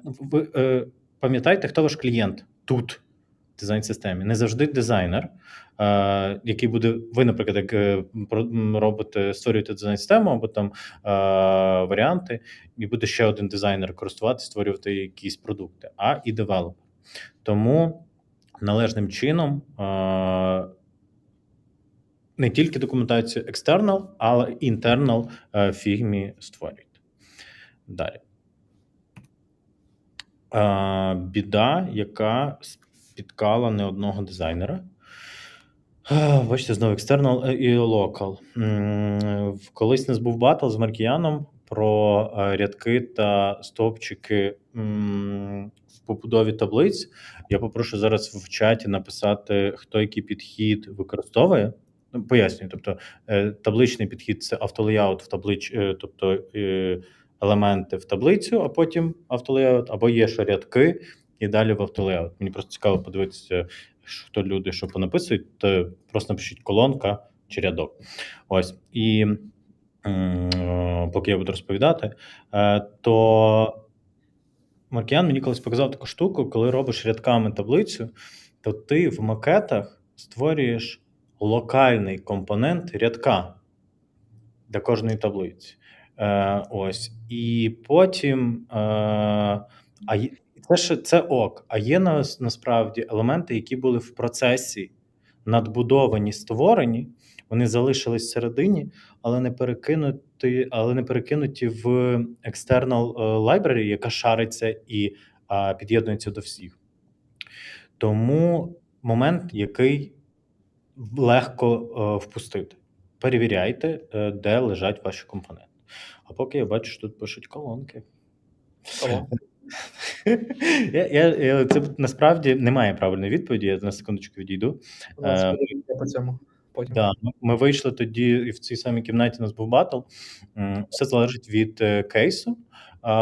Просто вийшло так, що рядки більш актуальні, коли у вас в рядку є екшен. Тобто, якщо у вас є чекбокс або drag and drop, то вам краще робити рядки. А якщо у вас немає екшену і колонки відрізняються один від одної типом даних, наприклад, десь у вас чекбокс, десь у вас статус тег, десь у вас текст, і так їх легше форматувати. Це маленький бонус, бачите, впродовж лекції про локальні і зовнішні компоненти. Так, тому звертайте на це увагу. Наступний слайд.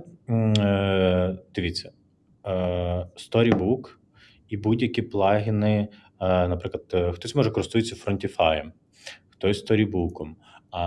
Це все ті тули, якими саме користується development, так, який вони, як набір конструктору, беруть звідти деталі і створюють продукти по вашим макетам. І якщо ви вже маєте досвід з цим роботи, то окей. Тобто, знаєте, що дизайн-система, в принципі, і передача, тобто вона має різні рівні maturity. Ніколи не бійтесь і прагніть до того, щоб ваша дизайн-система росла вже в сторону співпраці з девелоперами. Тобто, коли ви будете казати, я створив дизайн-систему, перше, певно, що я б задавав питання, ти дивився статистику в фігмі використання твоїх елементів? А друге, певно, я би запитав, вона консистентна повністю зі сторібуком чи ні? Тому що компоненти, які живуть тільки у вашій фігмі і навіть ідеально описані, це навіть важко назвати дизайн-системою. Це UI-кіт. І називайте речі своїми іменами. Тому, знаєте, нічого страшного в тому немає. Все воно дуже класно трансфериться. Є різні плагіни. Storybook прикольний, крутий, його можна використовувати. І так само є до Frontify плагіни. Все воно адекватно передає. От. Оце бонус. Пам'ять – наше слабке місце. В принципі, як людство, а особливо нас. Я візьму на себе відповідальність сказати, що ми з вами більшість тут дизайн-генералісти, да, є таке, типу, що ми від початку фази Discovery до ось, як сьогодні говоримо, до передачі, як ми почали з наших даймондів. Ми вам підготували дизайн-систему чек-ліст, яка передбачає всі можливі стейти, компоненти. Ви її, звісно, можете під себе апдейтити, видаляти щось. Вона зроблена все через варіанти, вам не потрібно буде тикатися, воно все буде справа. Ось. Так роблять в важливих моментах. Ті, хто літають на літаках, і військові, як наші ЗСУ, все йдуть по чек-лістам. Це теж чек-ліст для важливого моменту передачі продукту. Ви зможете проходитись і розуміти, а в мене є disabled stun або multiply check-in для чекбоксу. Нема, але в мене в макетах нема такого, та? Але можливо буде. Ось, а можливо є, просто ти цього не помітив. Тому тут наш, ніби здавалось, особливість чи недолік слабкої пам'яті закриваємо рутинним відмічанням цього чек-листа. Ось в кінці ми передамо вам цей файл. Так, далі. Та, і, власне, тепер я тебе підхоплю. Отож, трішки про хелпери. Значить, ті болі, які ми теж спіймали від розробників, як бачите, тут вони в основному про локалізацію, про неправильний розмір, чому не так, як на картинці, незрозуміло, що скролити, незрозуміло, чи якісь анімації, і в принципі лише скріншоти, ну це прям гріх, я вважаю, що так не можна, тому, будь ласка, не передавайте, де вам скріншоти. Отож, трішки про рішення. Ось, до прикладу, дивіться, це от я так накидав швиденько приклад завчора. Оці всі хелпери, які вище, я створив для своєї дизайн-системи, яка ще не система, вона ще більше бібліотека, такий Advanced UI-Kit поки що. Ось, і власне, що тут є важливо, те, що не зрозуміло з першого погляду. Дивіться, от, до прикладу, картинка. Ми там зробили, типу, все класно, але передав і спитає, типу, а який її аспект рейшіо? Ось, і відповідно ми це вписуємо. Тобто, ми кажемо, що там вона має 16:9, і якщо, скажімо, там завантажене зображення, воно не вписується в рамки того 16:9, то що робити? І відповідно ми кажемо, що вирівнює картинку просто по центру. Або так само, як, наприклад, внизу картинки, там аспект ratio 1:1, плюс там є скрол, де максимум може бути 8 зображень. Ось, і так само, до прикладу, це ще актуально такі підписи для текстів, тому що тут, як видно, не знаю, чи видно, я сподіваюся, вам видно, власне, там колір, він зображений не хекс-кодом, навіть не назвою, а він, власне, токеном. Тобто це вже назва токену, тому що у нас на проєкті є дві теми. Одна, типу, для простих клієнтів, одна для таких трохи VIP. Ось, і, власне, воно в них буде різне. Ось тому це теж важливо уточнювати, щоб де ви собі спокійно перегнали на дві теми. Плюс так само з корисного тут це показано такий регулярний кейс, коли там, скажімо, в нас є ота назва, там є підпис, який там має, скажімо, там небагато символів. А що буде, якщо там їх буде більше? Ось, і відповідно, якщо їх там у нас назва там максимум на 1 рядок і підпис максимум на 3. Відповідно, коли більше, то ми кажемо деву, що, мол, обрізається, будь ласка, 3 крапками. А взагалі я дуже сильно рекомендую до цього процесу залучати своїх тестувальників, тому що вони прям можуть знайти сильно. Я от зі своїми часто проходжу, і там прям ми таке знаходимо, такі кейси, що я б реально ніколи не міг подумати. Ось вони прям золоті люди. Я дуже сильно рекомендую йти до QA і, власне, проходити з ними особливо edge кейси. Ось, це в принципі про хелпери. Так само, власне, де ви можете і взяти ком'юніті, хендоф, і от в пошуку спокійно собі знаходити. Зокрема, я там от з цього файлу створив свої. Ось це було нескладно. Далі. Так само був один коментар з приводу мов, і це насправді дуже важливий такий point, коли в нас є локалізація під певні мови. Ось, скажімо, до прикладу, зліва це є приклад з мого проєкту. У нас є декілька локалів, десь може штук 15, мені здається. Ось, і власне, оце от нас, там, якщо типу не там English US, а не типу американська мова, якщо що, це такий важливий нюанс. Ось, власне, один напис в англійській US має 30 символів. Італійською він має аж цілих 50, що я, в принципі, для мене це було прямо таким трохи неочікуваним, тому що я таке очікував від німецької, але ж ніяк не від італійської. Німецької взагалі менше навіть. Ось, так само, що може бути французькою, трошки менше, і може бути південно-корейська, що там якби пише, що 16, але по факту, по довжині от самих символів, як видно, воно, по суті, по довжині, як от англійська американської. Ось, і, власне, як з цим боротися? По-хорошому, ви можете попросити своїх теж QA-ів, щоб вони вам надали переклади, якщо проєкт вже є. А якщо треба щось перевірити дуже швидко, то існує такий просто прекрасний плагін. Власне, зараз я покажу його роботу. Ось, дивіться, я там записав щось англійською, вжух моїм албанською, вірменською, значить, нема. Там, скажімо, чеська зразу автоматично перекладає знову на англійську і, скажімо, там на німецьку. І воно прямо от просто, бачите, в мене от лише виділений компонент, ніж син батьківського компоненту, і, власне, воно при одному кліку воно автоматично міняє весь текст, який є в межах цього фрейму. Це прям якась магія, якщо чесно. Я прям, коли вперше це побачив, я прям був здивований. Так само ще було про флови. Дивіться, це так само той нюанс, який варто проговорити з вашим девом, тому що він теж цього може не знати. Але в нас є таба інспект. Власне, коли ми лінкуємо прототипи, взагалі, типу, по-перше, якби лінкуйте прототипи, розбивайте собі фрейми на флови, які необхідно показати, лінкуйте їх між собою, правильно їх назвати, щоб там бажано не було просто flow 1 і flow 2, а якось там по-людськи. Це може бути, там, не знаю, там номер тільки в джирі, або там просто якийсь підпис, але не flow 1, flow 2.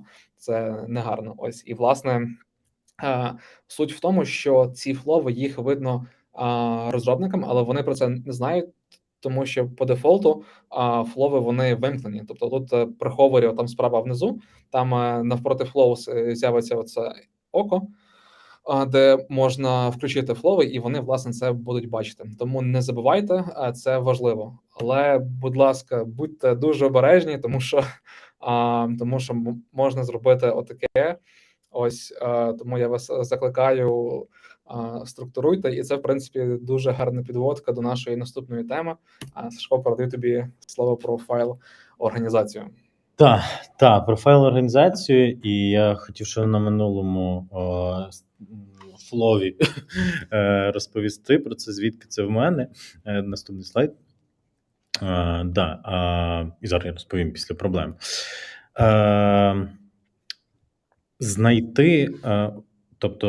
Знайти якийсь елемент, ми, наприклад, в ідеалі лінкуємо, можна взяти лінк на кожен flow. Зараз Figma дала нам section, тобто ми можемо виділити і групувати, не потрібно то вже руцями створювати, обмежувати області. В Jira ми можемо передавати лінк на початок flow, саме в нашій inspect моді, але важливо дотримуватися якихось дисципліни організації саме структури файлу. По-перше, я хочу вам сказати, що в самій Figma можна легко знайти вже якісь заготовки, тобто там Start Kit вони називаються, Template for New Project, і вони розділені на різні фази, на кавери. Теж не соромтесь, беріть, будьте консистентні зі своїми іншими колегами, навіть яких ви не знаєте, це є про дизайнерів. Далі.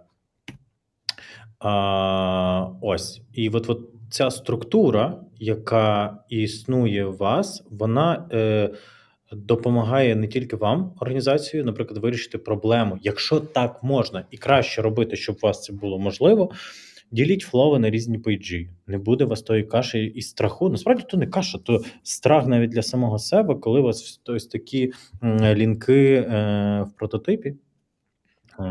І діліть на сторінки, діліть на різні фази, діліть на різні і підписуйте їх. Я, наприклад, навіть використовую емоджі різні, де в мене outdated, що в мене актуальне. Навіть можете собі маркувати статусами. Типу зелений, червоний, оранжевий кульками біля початку якогось флоу. Шикарно працює. Елементарні речі – це шлях до вашого спрощення роботи. Component description. Напишіть, будь ласка, плюс в чаті, хто пише щось до своїх компонентів. Я насправді сумую, бо бачу досить рідко це. Але Storybook, Jira, якщо у вас десь описаний цей компонент, лінк на вашу документацію, все можна сюди вводити. А ще ваша документація, яку ви описуєте з тим, як використовувати цей файл, чи як не можна використовувати цей файл, дублюйте її прямо всередині Figma для дизайнерів. Вам дали неймовірно круту можливість, і насправді більшість з нас її ігнорують. І гарний приклад, наступний слайд показує, що Figma розуміє більшість GitHub, він взагалі показується окремою кнопкою, якщо ви лінк додаєте в documentation. Для девелопера це дуже зручно.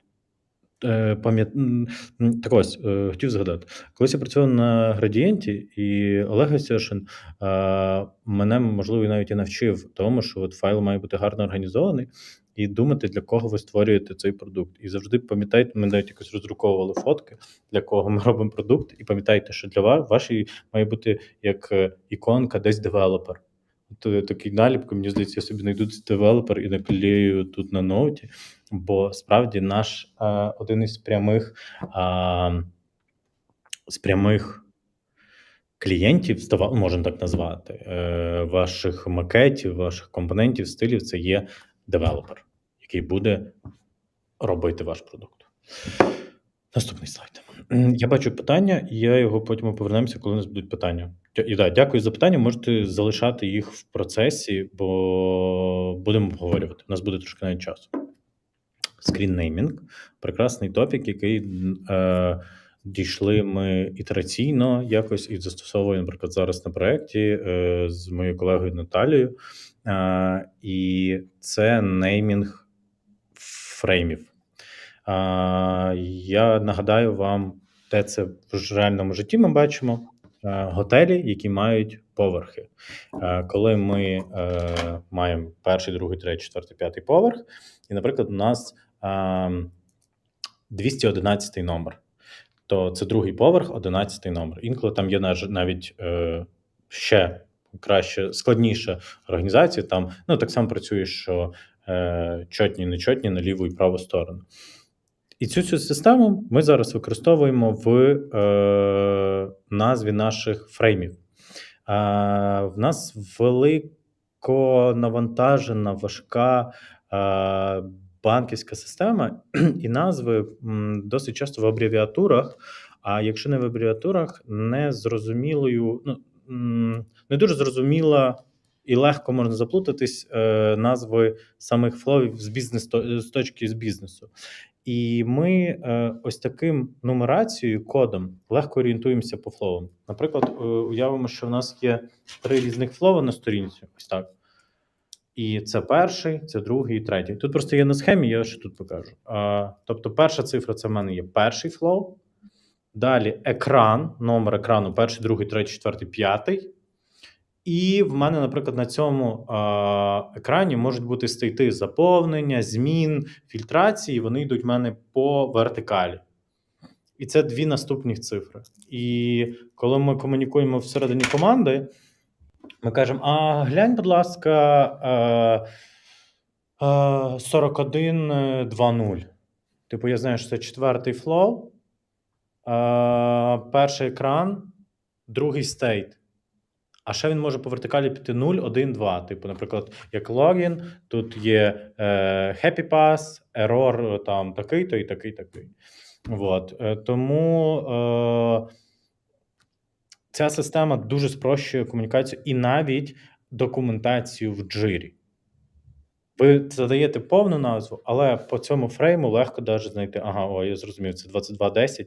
І ви називаєте, коли у вас більше 100 екранів в одному там продукті, він вимушений бути, наприклад, на одній сторінці, бо він не всі об'єднані. Дуже легко між ними робити пошук і орієнтуватися. Спрощення до цифр. Так. Наступний слайд.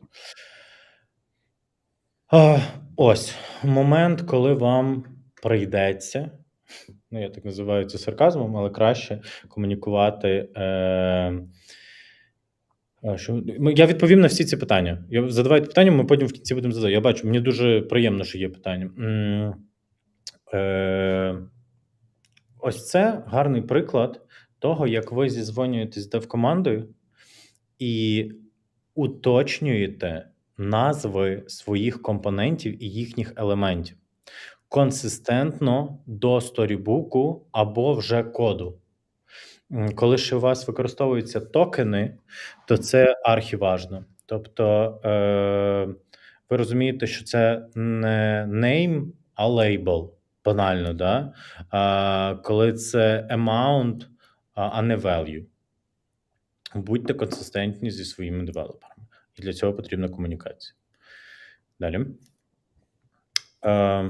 Ось цей фреймспейсинг – це взагалі рівень задротства ОКР, мій діагноз називається. Це я інколи перевіряю там якісь флови з точки зору бізнесу і тому подібне, але я можу зайти і такий, а ти можеш їх вирівняти, будь ласка?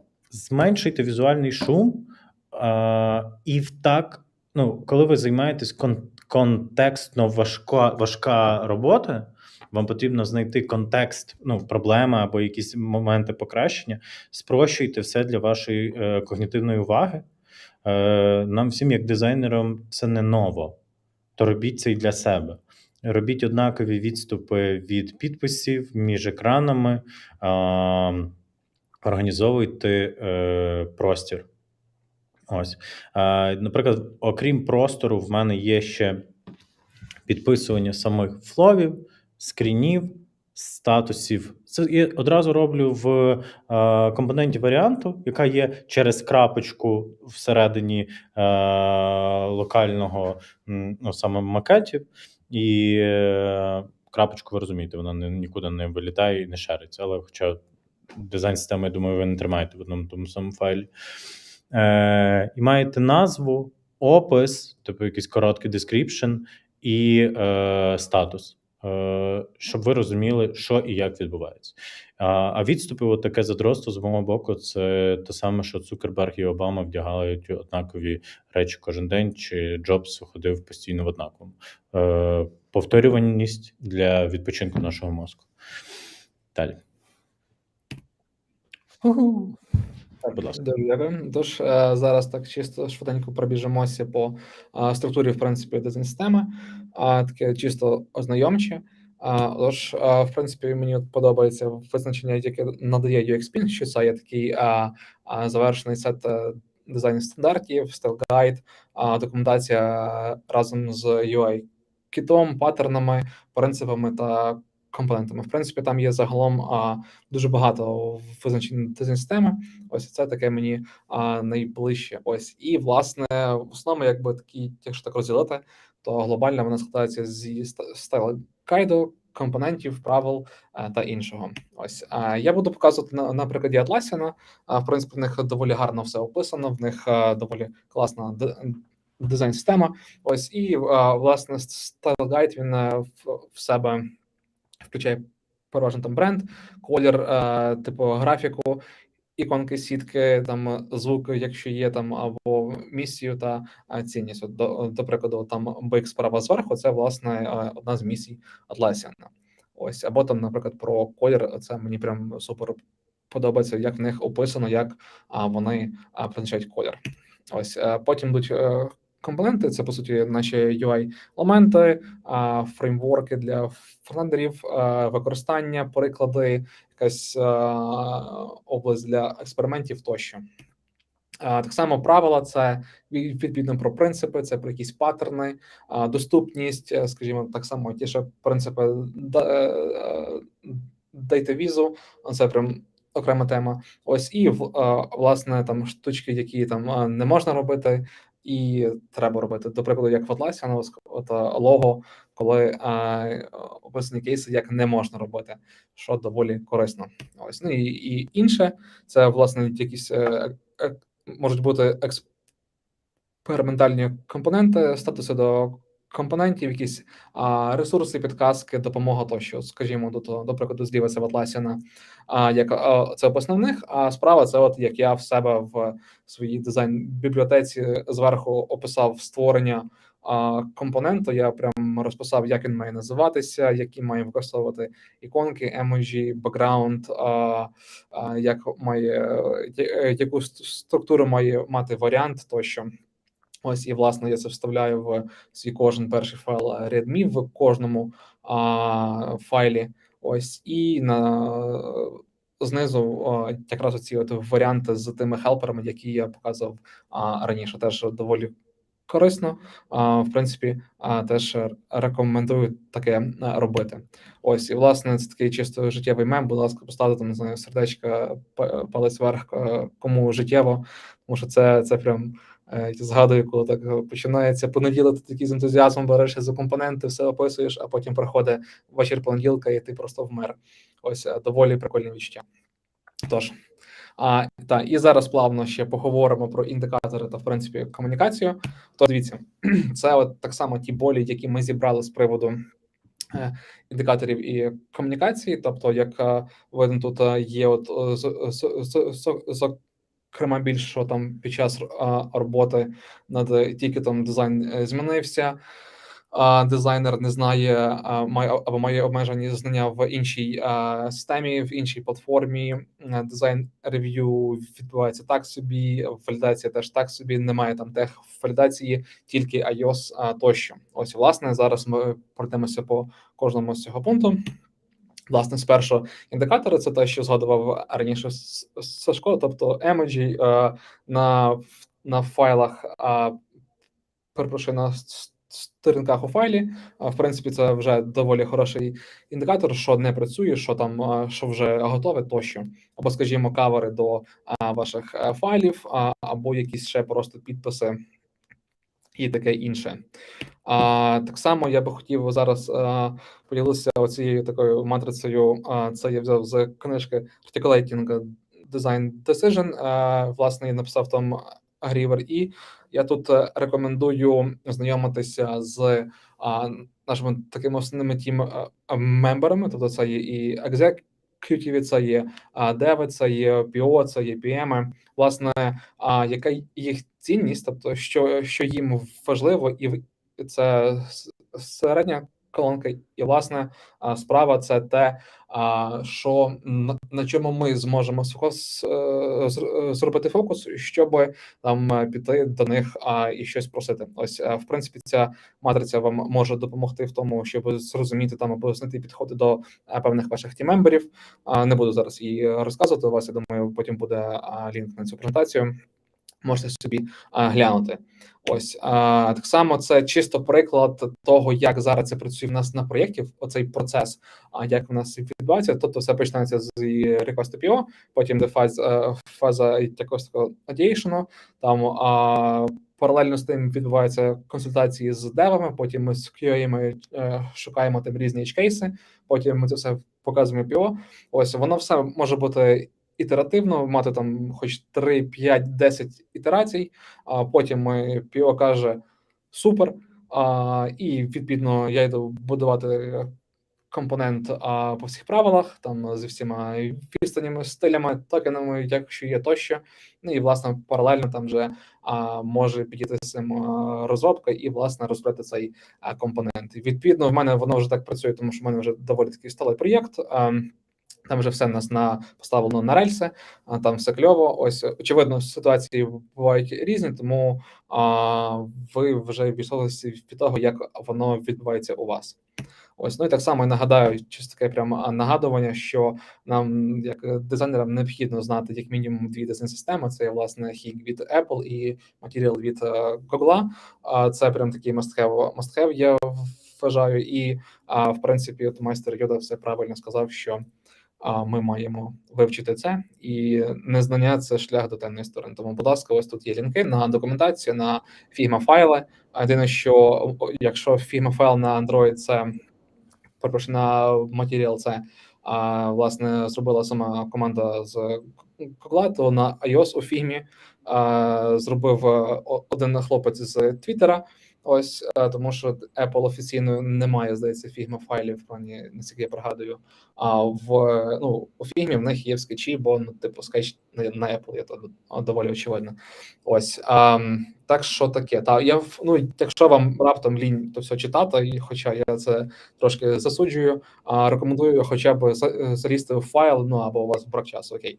Типу, рекомендую хоча б залізти в файли, якщо ви особливо там ніколи не тримали в руках айфона, або там якогось Android смартфона, щоб ви просто мали на увазі там, як компоненти виглядають, як вони працюють, тому що там переважно це все є показано, хоча б так. Ось. І, власне, ми переходимо до бонусів. Так, я зараз хочу, перед тим, як ми підійдемо до бонусів, перевести трохи подих. Я так, по-перше, побачив, що трансляція вже йде 2 години 25 хвилин. В принципі, в першу чергу хочу подякувати всім учасникам, які зараз ще є на цій лекції. Це дуже круто.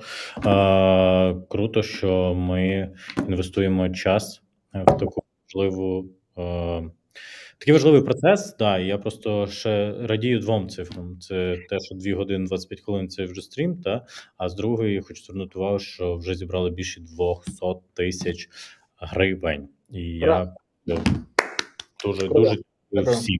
Так, це з таких основних речей, на які я хотів би зараз звернути увагу, і ми зараз прийдемо до бонусів. Далі ще з приємного, просто хочу трошечки так збавити градус, бо справді ми перед тим, як починали цю лекцію, буквально 10 хвилин тому сиділи в цій мітинг-румі, і мені здається, це один з найкращих показників, коли ми двоє спікери сидимо і кажемо, в нас крута лекція вийшла, багато практичних елементів, які хочеться застосувати. Не то, що, знаєш, мама нас хвалять, а хто, ви мене, а я вас, а справді практичне. Те, що ми використовуємо, і те, що, наприклад, ми зазнаємося і не йдемо повторювати. І, наприклад, те, що розповідає зараз Маркіян, я повернувся, наприклад, до того і знову почав повторювати. Ще з приємного хочу подякувати всім, хто відмічає мене в Інстаграмі, то якесь таке приємне. Там мене можна гарматний знайти і можете відмічати. Тепер до подарунків, але готуйтесь, після подарунків ми зможемо з вами поспілкуватися, бо ми колись мали досвід з цією презою, і питань було настільки потім багато, що навіть впродовж тижня, це було дуже приємно, до мене приходили з запитом люди, чуєш, а можеш показати там то-то-то. Це показувало, що інформація є практична. І сьогодні в нас ще є час, і ми зможемо вам відповісти на ці питання. Тому поїхали до бонусів. Тож, в першу чергу, це є чисто такі 2 статті. Власне, перше, це про те, як можна там умовно, це буде корисно саме розробникам. Це такий, просто короткий гайд, як use the fee. Ось можете кинути. А друге, це власне EXP написали якусь статтю про різницю між там дизайн-системою, стилгайдом тощо. Тому що очевидно, не кожному проєкту потрібна дизайн-система. Тобто, умовно, якщо ви робите якийсь там лендос на десктоп, мобайл і таблет, то то навряд чи вам треба там якісь використовувати сторібуки тощо. Ось можна, мабуть, обмежитись просто UI-кітом.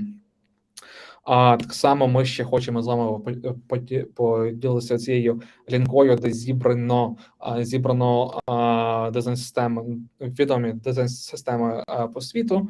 Ось, і власне там є одночасно і якби лінк на документацію, і лінк на файли у фігмі, що доволі корисно, тому що я в принципі рекомендую там глянути, тому що це в принципі корисно дивитися, як і мовно дорослі дяді там зробили, і тьотю там зробили там якісь компоненти, як вони то використовують, як описують тощо. Тобто, в принципі, отакий шерінг досвідом.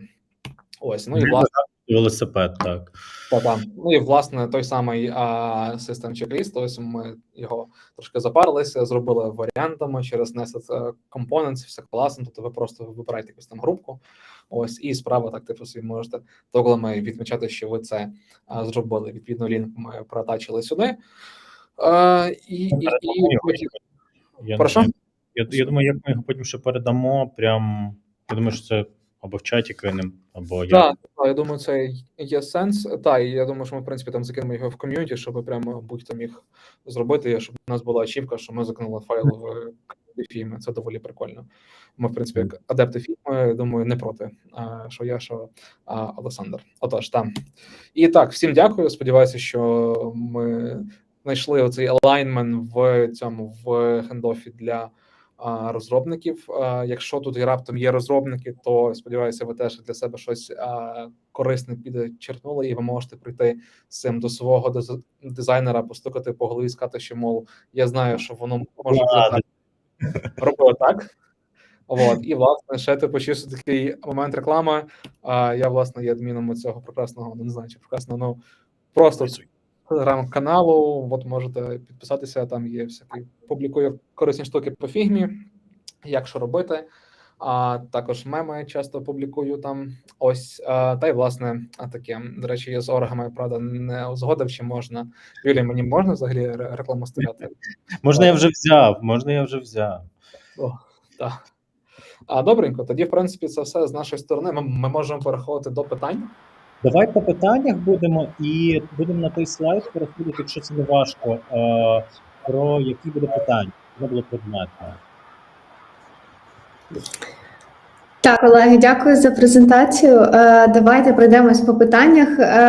Друзі, хто з нами ще дивиться, якраз зараз класний час, щоб ви накидували свої запитання в чат. Тому що, бачите, інформації дуже багато. Я розумію, що, можливо, в кінці дня трошки складновато то все якось переварити, але у нас є запис, ви завжди зможете до цього повернутися. І йдемо до запитань. Отже, перше. Як ви враховуєте локалізацію в дизайн-системі? Для кожного компоненту розробляєте варіанти для енної кількості різних мов, як було в прикладі з карткою, чи, можливо, є ще якісь поради? Я думаю, що я можу на це відповісти, тому що в мене якраз локалізація зараз на проєкті. Дивіться, я собі в Notion, так, секундочку, я хочу трошки тут переробити цей. 2 секундочки.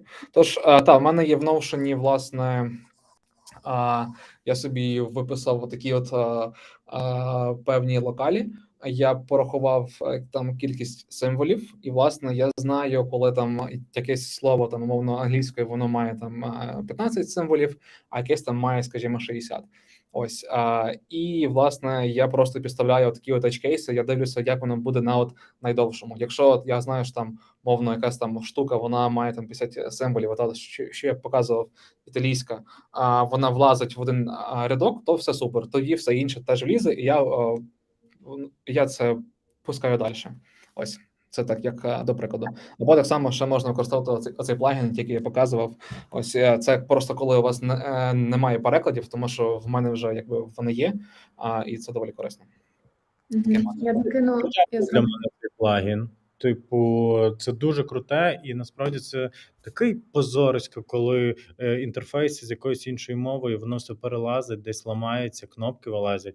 І я після цього слайду, коли я побачив, я точно буду використовувати це, бо це безпека, це твоя безпека твоєї роботи.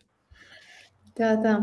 Слухайте, я зроблю трошки гірше своїм запитанням і запитаю про right to left, кейс, коли у нас є арабська мова. Чи ви мали такий досвід? Не мав.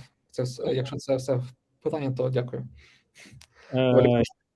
Так, я насправді я чув багато тем про це. Мені пощастило, я не мав досвіду, і можливо, я прям відверто завжди кажу: ні, той челендж не для мене. Типу, я намагаюся обходити цього, але гарна тема для розмови. Я б навіть пішов десь послухав, бо знаю, що то проблема є. І проблему ніби вже вирішують. Прям є готові рішення з плагінами, перевертанням цього всього. Ось, а особисто я не маю. Так, в принципі, якби мені єдине, що проходив в голову про ній зараз, оскільки я теж не мав експірієнсу, це типу, просто візьми автолеяут і зроби там, якби замість. Там все набагато важче. Але я теж певний, що там не таке просте рішення, тому якби, на жаль, не маємо в цьому експертизи. Так. Тому якщо в тебе, Юля, ти на проєкті, співчуваю, страждай. Так, в мене таке буде на проєкті. Так.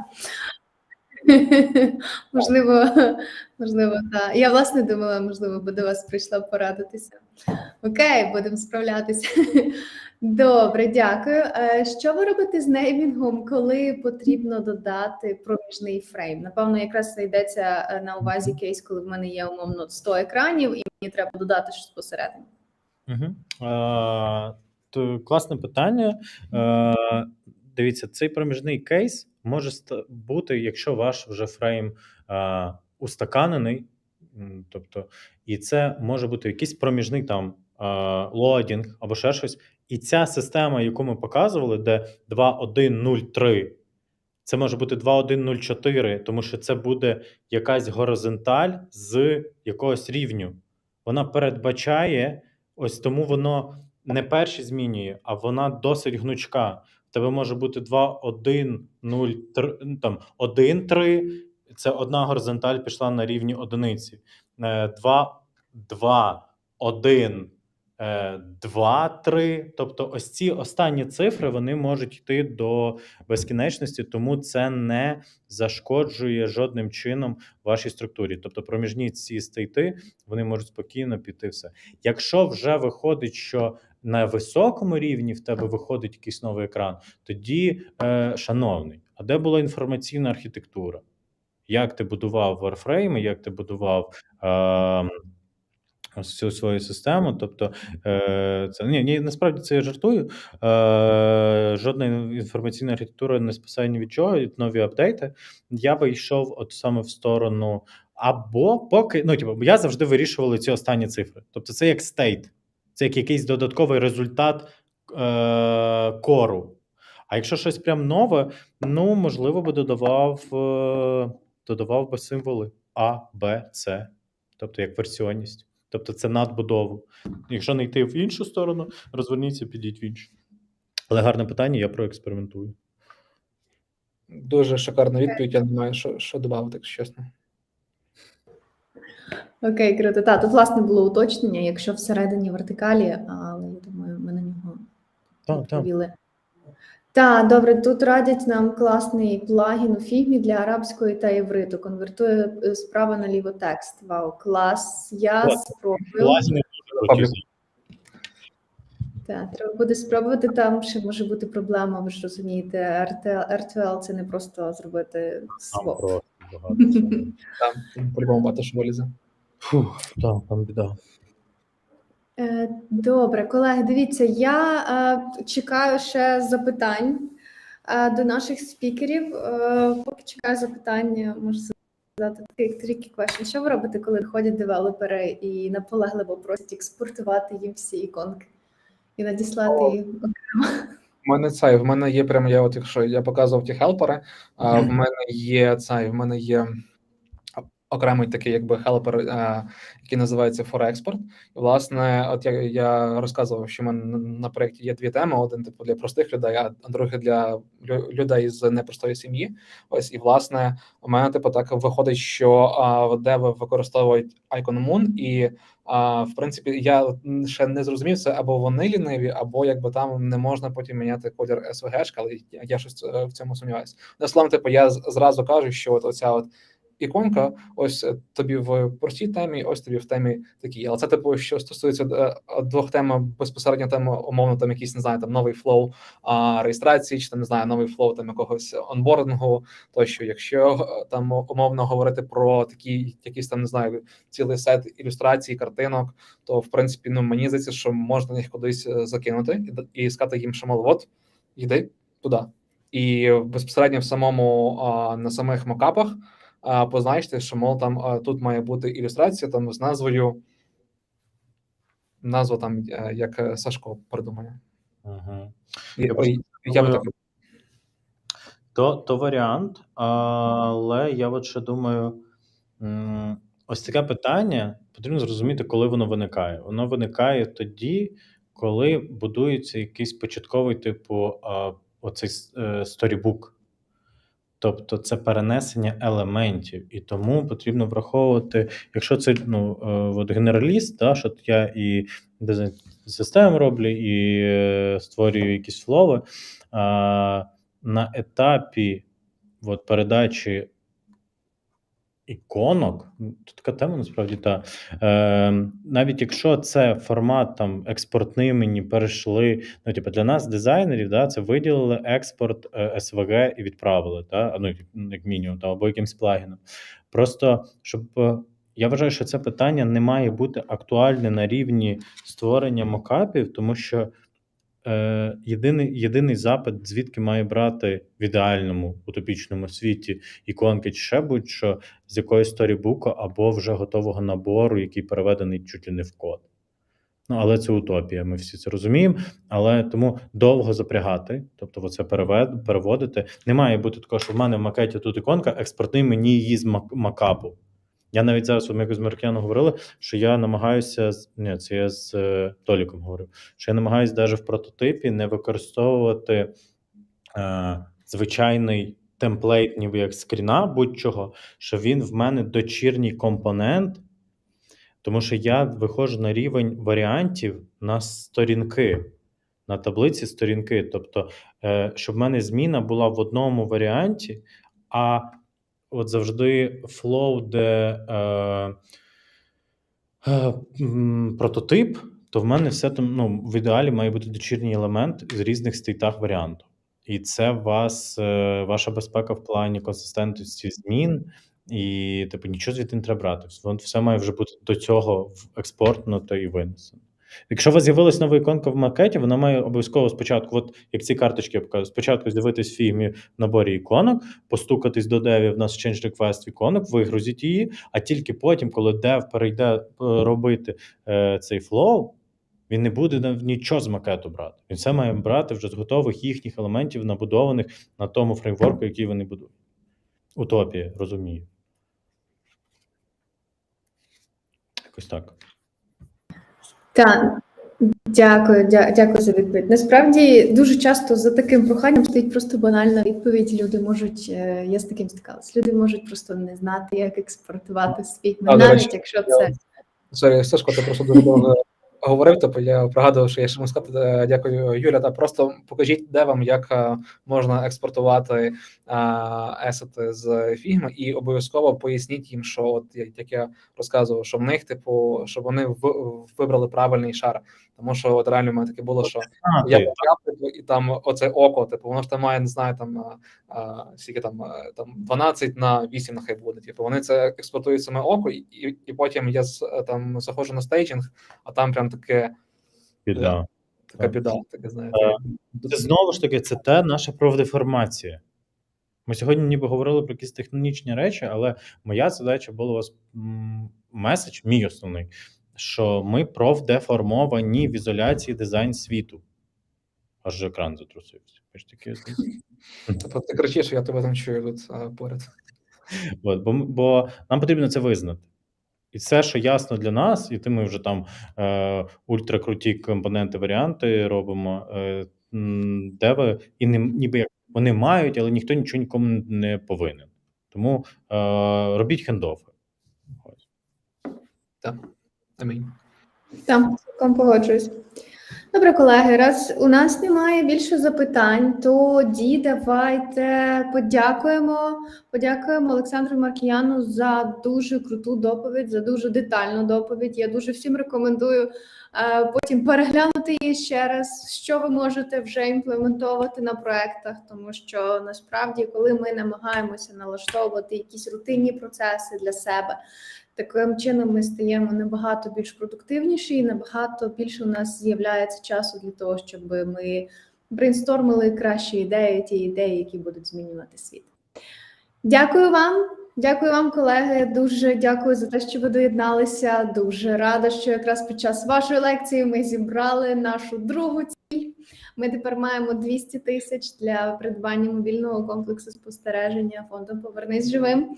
І зустрічаємося з вами через 10 хвилин для того, щоб провести вікторину містами України і наш головний приз – це ліцензія на сценар.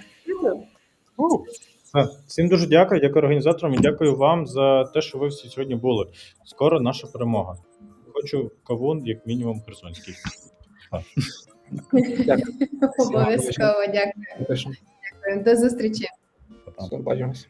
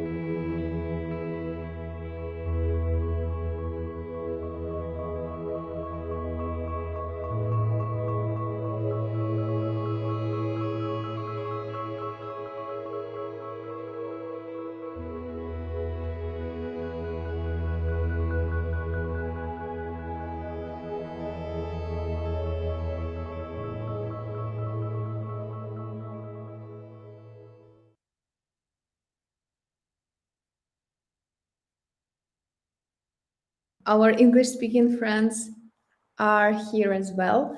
And I'm gonna start with the great news that we met our second goal. We did it. We crowdfunded to 100,000. So tomorrow it will be an easy day for us, but still tomorrow we would continue crowdfunding funds for our partners for our Comeback Alive fund. Let me just remind you that all funds will go to Comeback Alive Foundation to buy a mobile surveillance system. We just call it Wally because it really looks like a character from the cartoon. And yeah, the highest donate of the day gets one Grammarly Premium license. Scan the QR code to donate or follow the link. The second highest donate of the day gets a book by Zegmeister and Walsh, a book from our partner Arthus. And now it's the great time for Framer quiz. We will start quiz in like 1 minute. And the winner of the quiz of the day gets one Framer license, and everybody who joined the conference today gets a promo code for 10% of discount for all Arthus books during November. Please use the promo code, read Ukrainian books, support Ukrainian business, and support Ukraine. Okay, guys, let's go to menti.com. The code you see on your screens right now. I'll just switch to our quiz screen and we're gonna start. Okay, guys. Sorry. Yeah. Go to menti.com. Sorry for that. This is a technical issue. Okay. We already started gathering questions, but we only have 3 people. Just a second. I'll do like that. Sorry for that.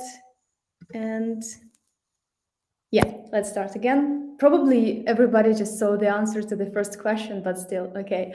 That would be a bonus for you today, because today we are giving away bonuses. Yeah, I need more people. We only have 4 people today on our quiz. Go to menti.com and use the code that you now see at the top of your screen. Yeah. You already saw the answer to the first question, so it's gonna be easy start for you. But yeah, let's do that. Let's wait for more people. It's gonna be more interesting for us. So I see 11 people. I see 12 people. Guys, join from your phone. Take your phone, open menti.com. Use the code that you see on the top of your screen. The code is 21194486. And we are about to start. I see 15 people. Let me give you another 10-20 seconds just to manage joining the quiz today. And as I mentioned, the quiz today would be dedicated to the cities of Ukraine. Probably you already saw the question and you understand how it's gonna look like. Yeah, okay, 16 people. 17, 18, oh, great.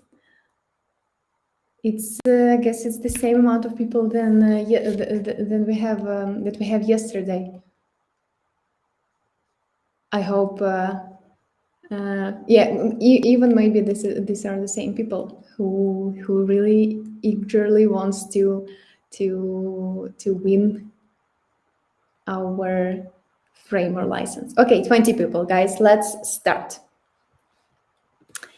And the first question, look at your phones. How many regions, oblasts, are in Ukraine? 27, 24, 21, or 25? Answer fast to get more points. And let's see. Okay, time's up. 24. So it seems like not everybody just saw the answer to the first question. Yeah, the right answer to this question is 24 regions. And the Autonomous Republic of Crimea, it has different status. It's like Autonomous Republic. It's not the oblast. Yeah, so the correct answer is 24 regions. Let's go and look at the leaderboard. Okay,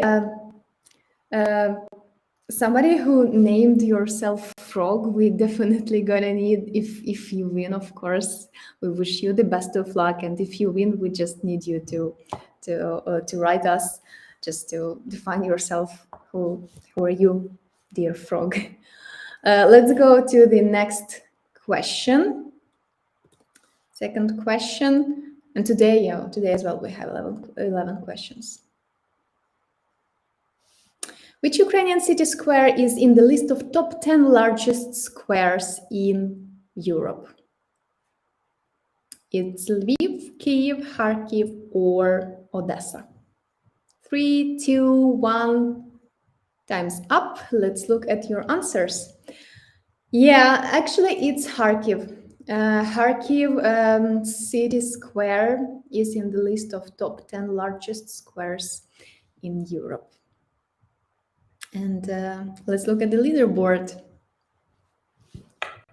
Okay, so the leader now is Anna. Okay, top 3 are Anna, Beyonce. Okay, one more great name, and Christina. Okay, let's go to the next question. Okay, prepare. And Stanislaviu is the old name for the following Ukrainian city: Ivano-Frankivsk, Lviv, Lutsk, or Ternopil. We even have an image of Stanislaviu written in, the name is written in Polish, I guess. Okay, time's up, and let's look. Yeah, actually, the majority of participants, of people, knows the right answer. The old name, Stanislav, is the old name for Ivano-Frankivsk. And let's look at the leaderboard.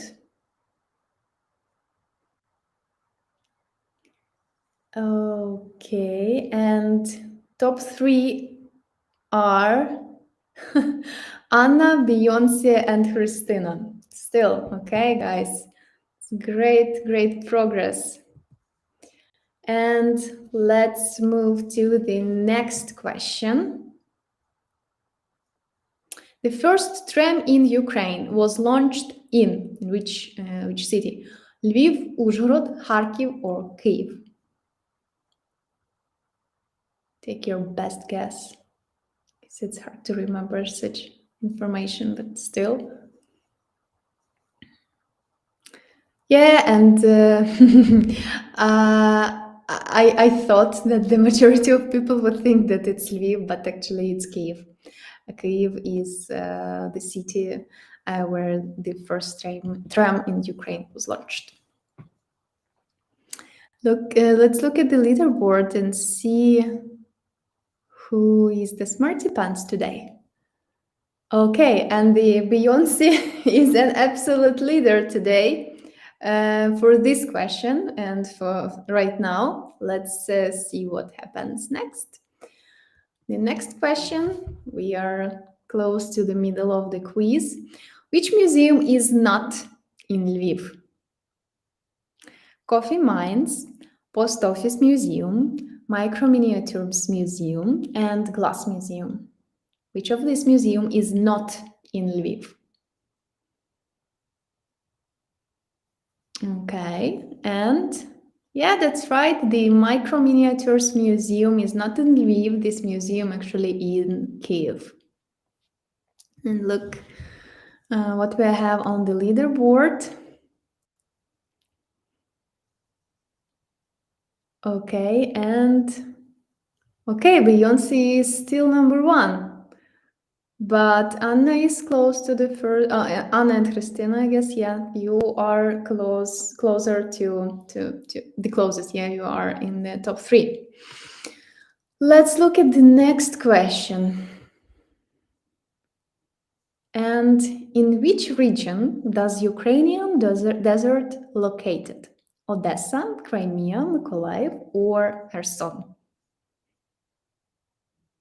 Yeah, and even we have an image from this Ukrainian desert. Time's up, and yeah, great.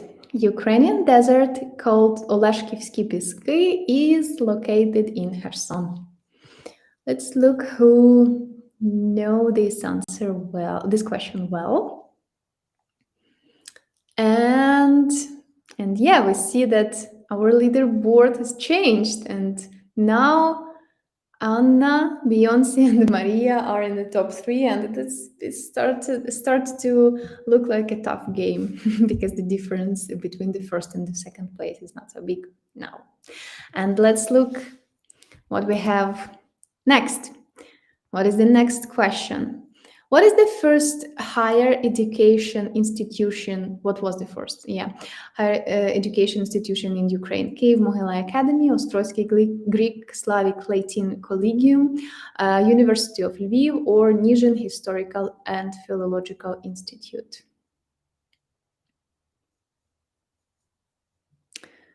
Yeah, I knew that you would think that this is Kyiv Mohyla Academy, but Ostroysky Greek Slavic Latin Collegium was the first higher education institution in Ukraine. And let's look at the leaderboard. Okay, seems like we're gonna have a dramatic change. Yes, Maria, Olya Korin, and Frog, welcome to the top 3. Okay, let's look at the next one. What Ukrainian cities were the hosts of Eurocup 2012? Kyiv, Lviv, Odessa, Kharkiv, Kyiv, Lviv, Donetsk, Cherkasy, Kyiv, Lviv, Donetsk, Kharkiv, or Kyiv, Lviv, Dnipro, Kharkiv. It's gonna be hard, I guess. 3, 2, 1, time's up. Kyiv, Lviv, Donetsk, and Kharkiv. Great.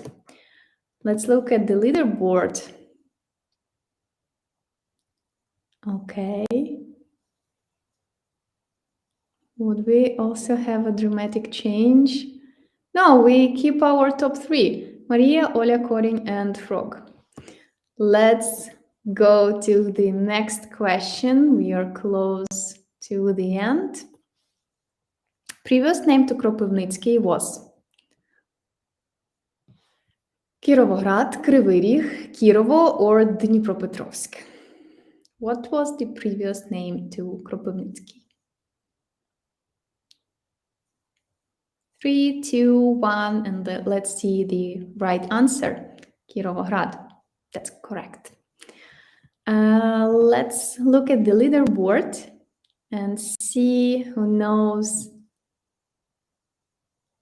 Ukrainian cities the best. Okay, so Olya Korin, Frog, and Anna are in the top 3. And I mean, guys, you still have a chance. So let's look at the next question. The first capital of Ukraine was Lviv, Dnipro, Kharkiv, or Odessa?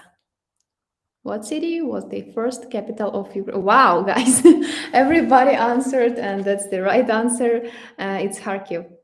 Okay, great. I'm really happy to see that everybody knows that really well.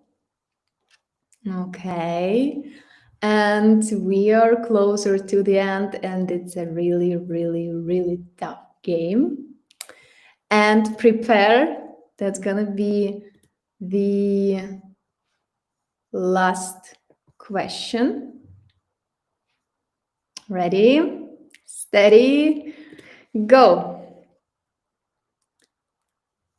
The capital of the Autonomous Republic of Crimea. is Sevastopol, Simferopol, Balaklia, or Yevpatoria? Oh, I'm really nervous about that.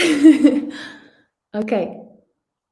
And the right answer is Simferopol. Simferopol is the capital of the Autonomous Republic of Crimea. And let's look at the leaderboard. Who's gonna be the winner today? Okay.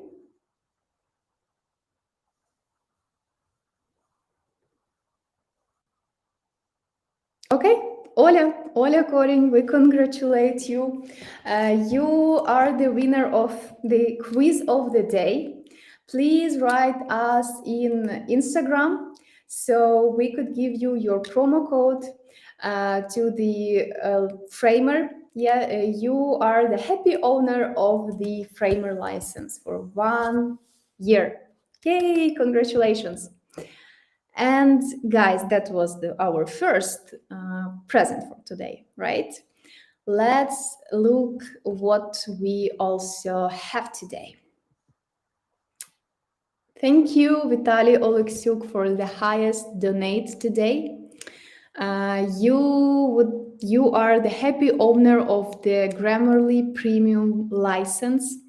Yeah, because you make the highest donate today. And also please drop us a message in Instagram to get your Grammarly Premium license.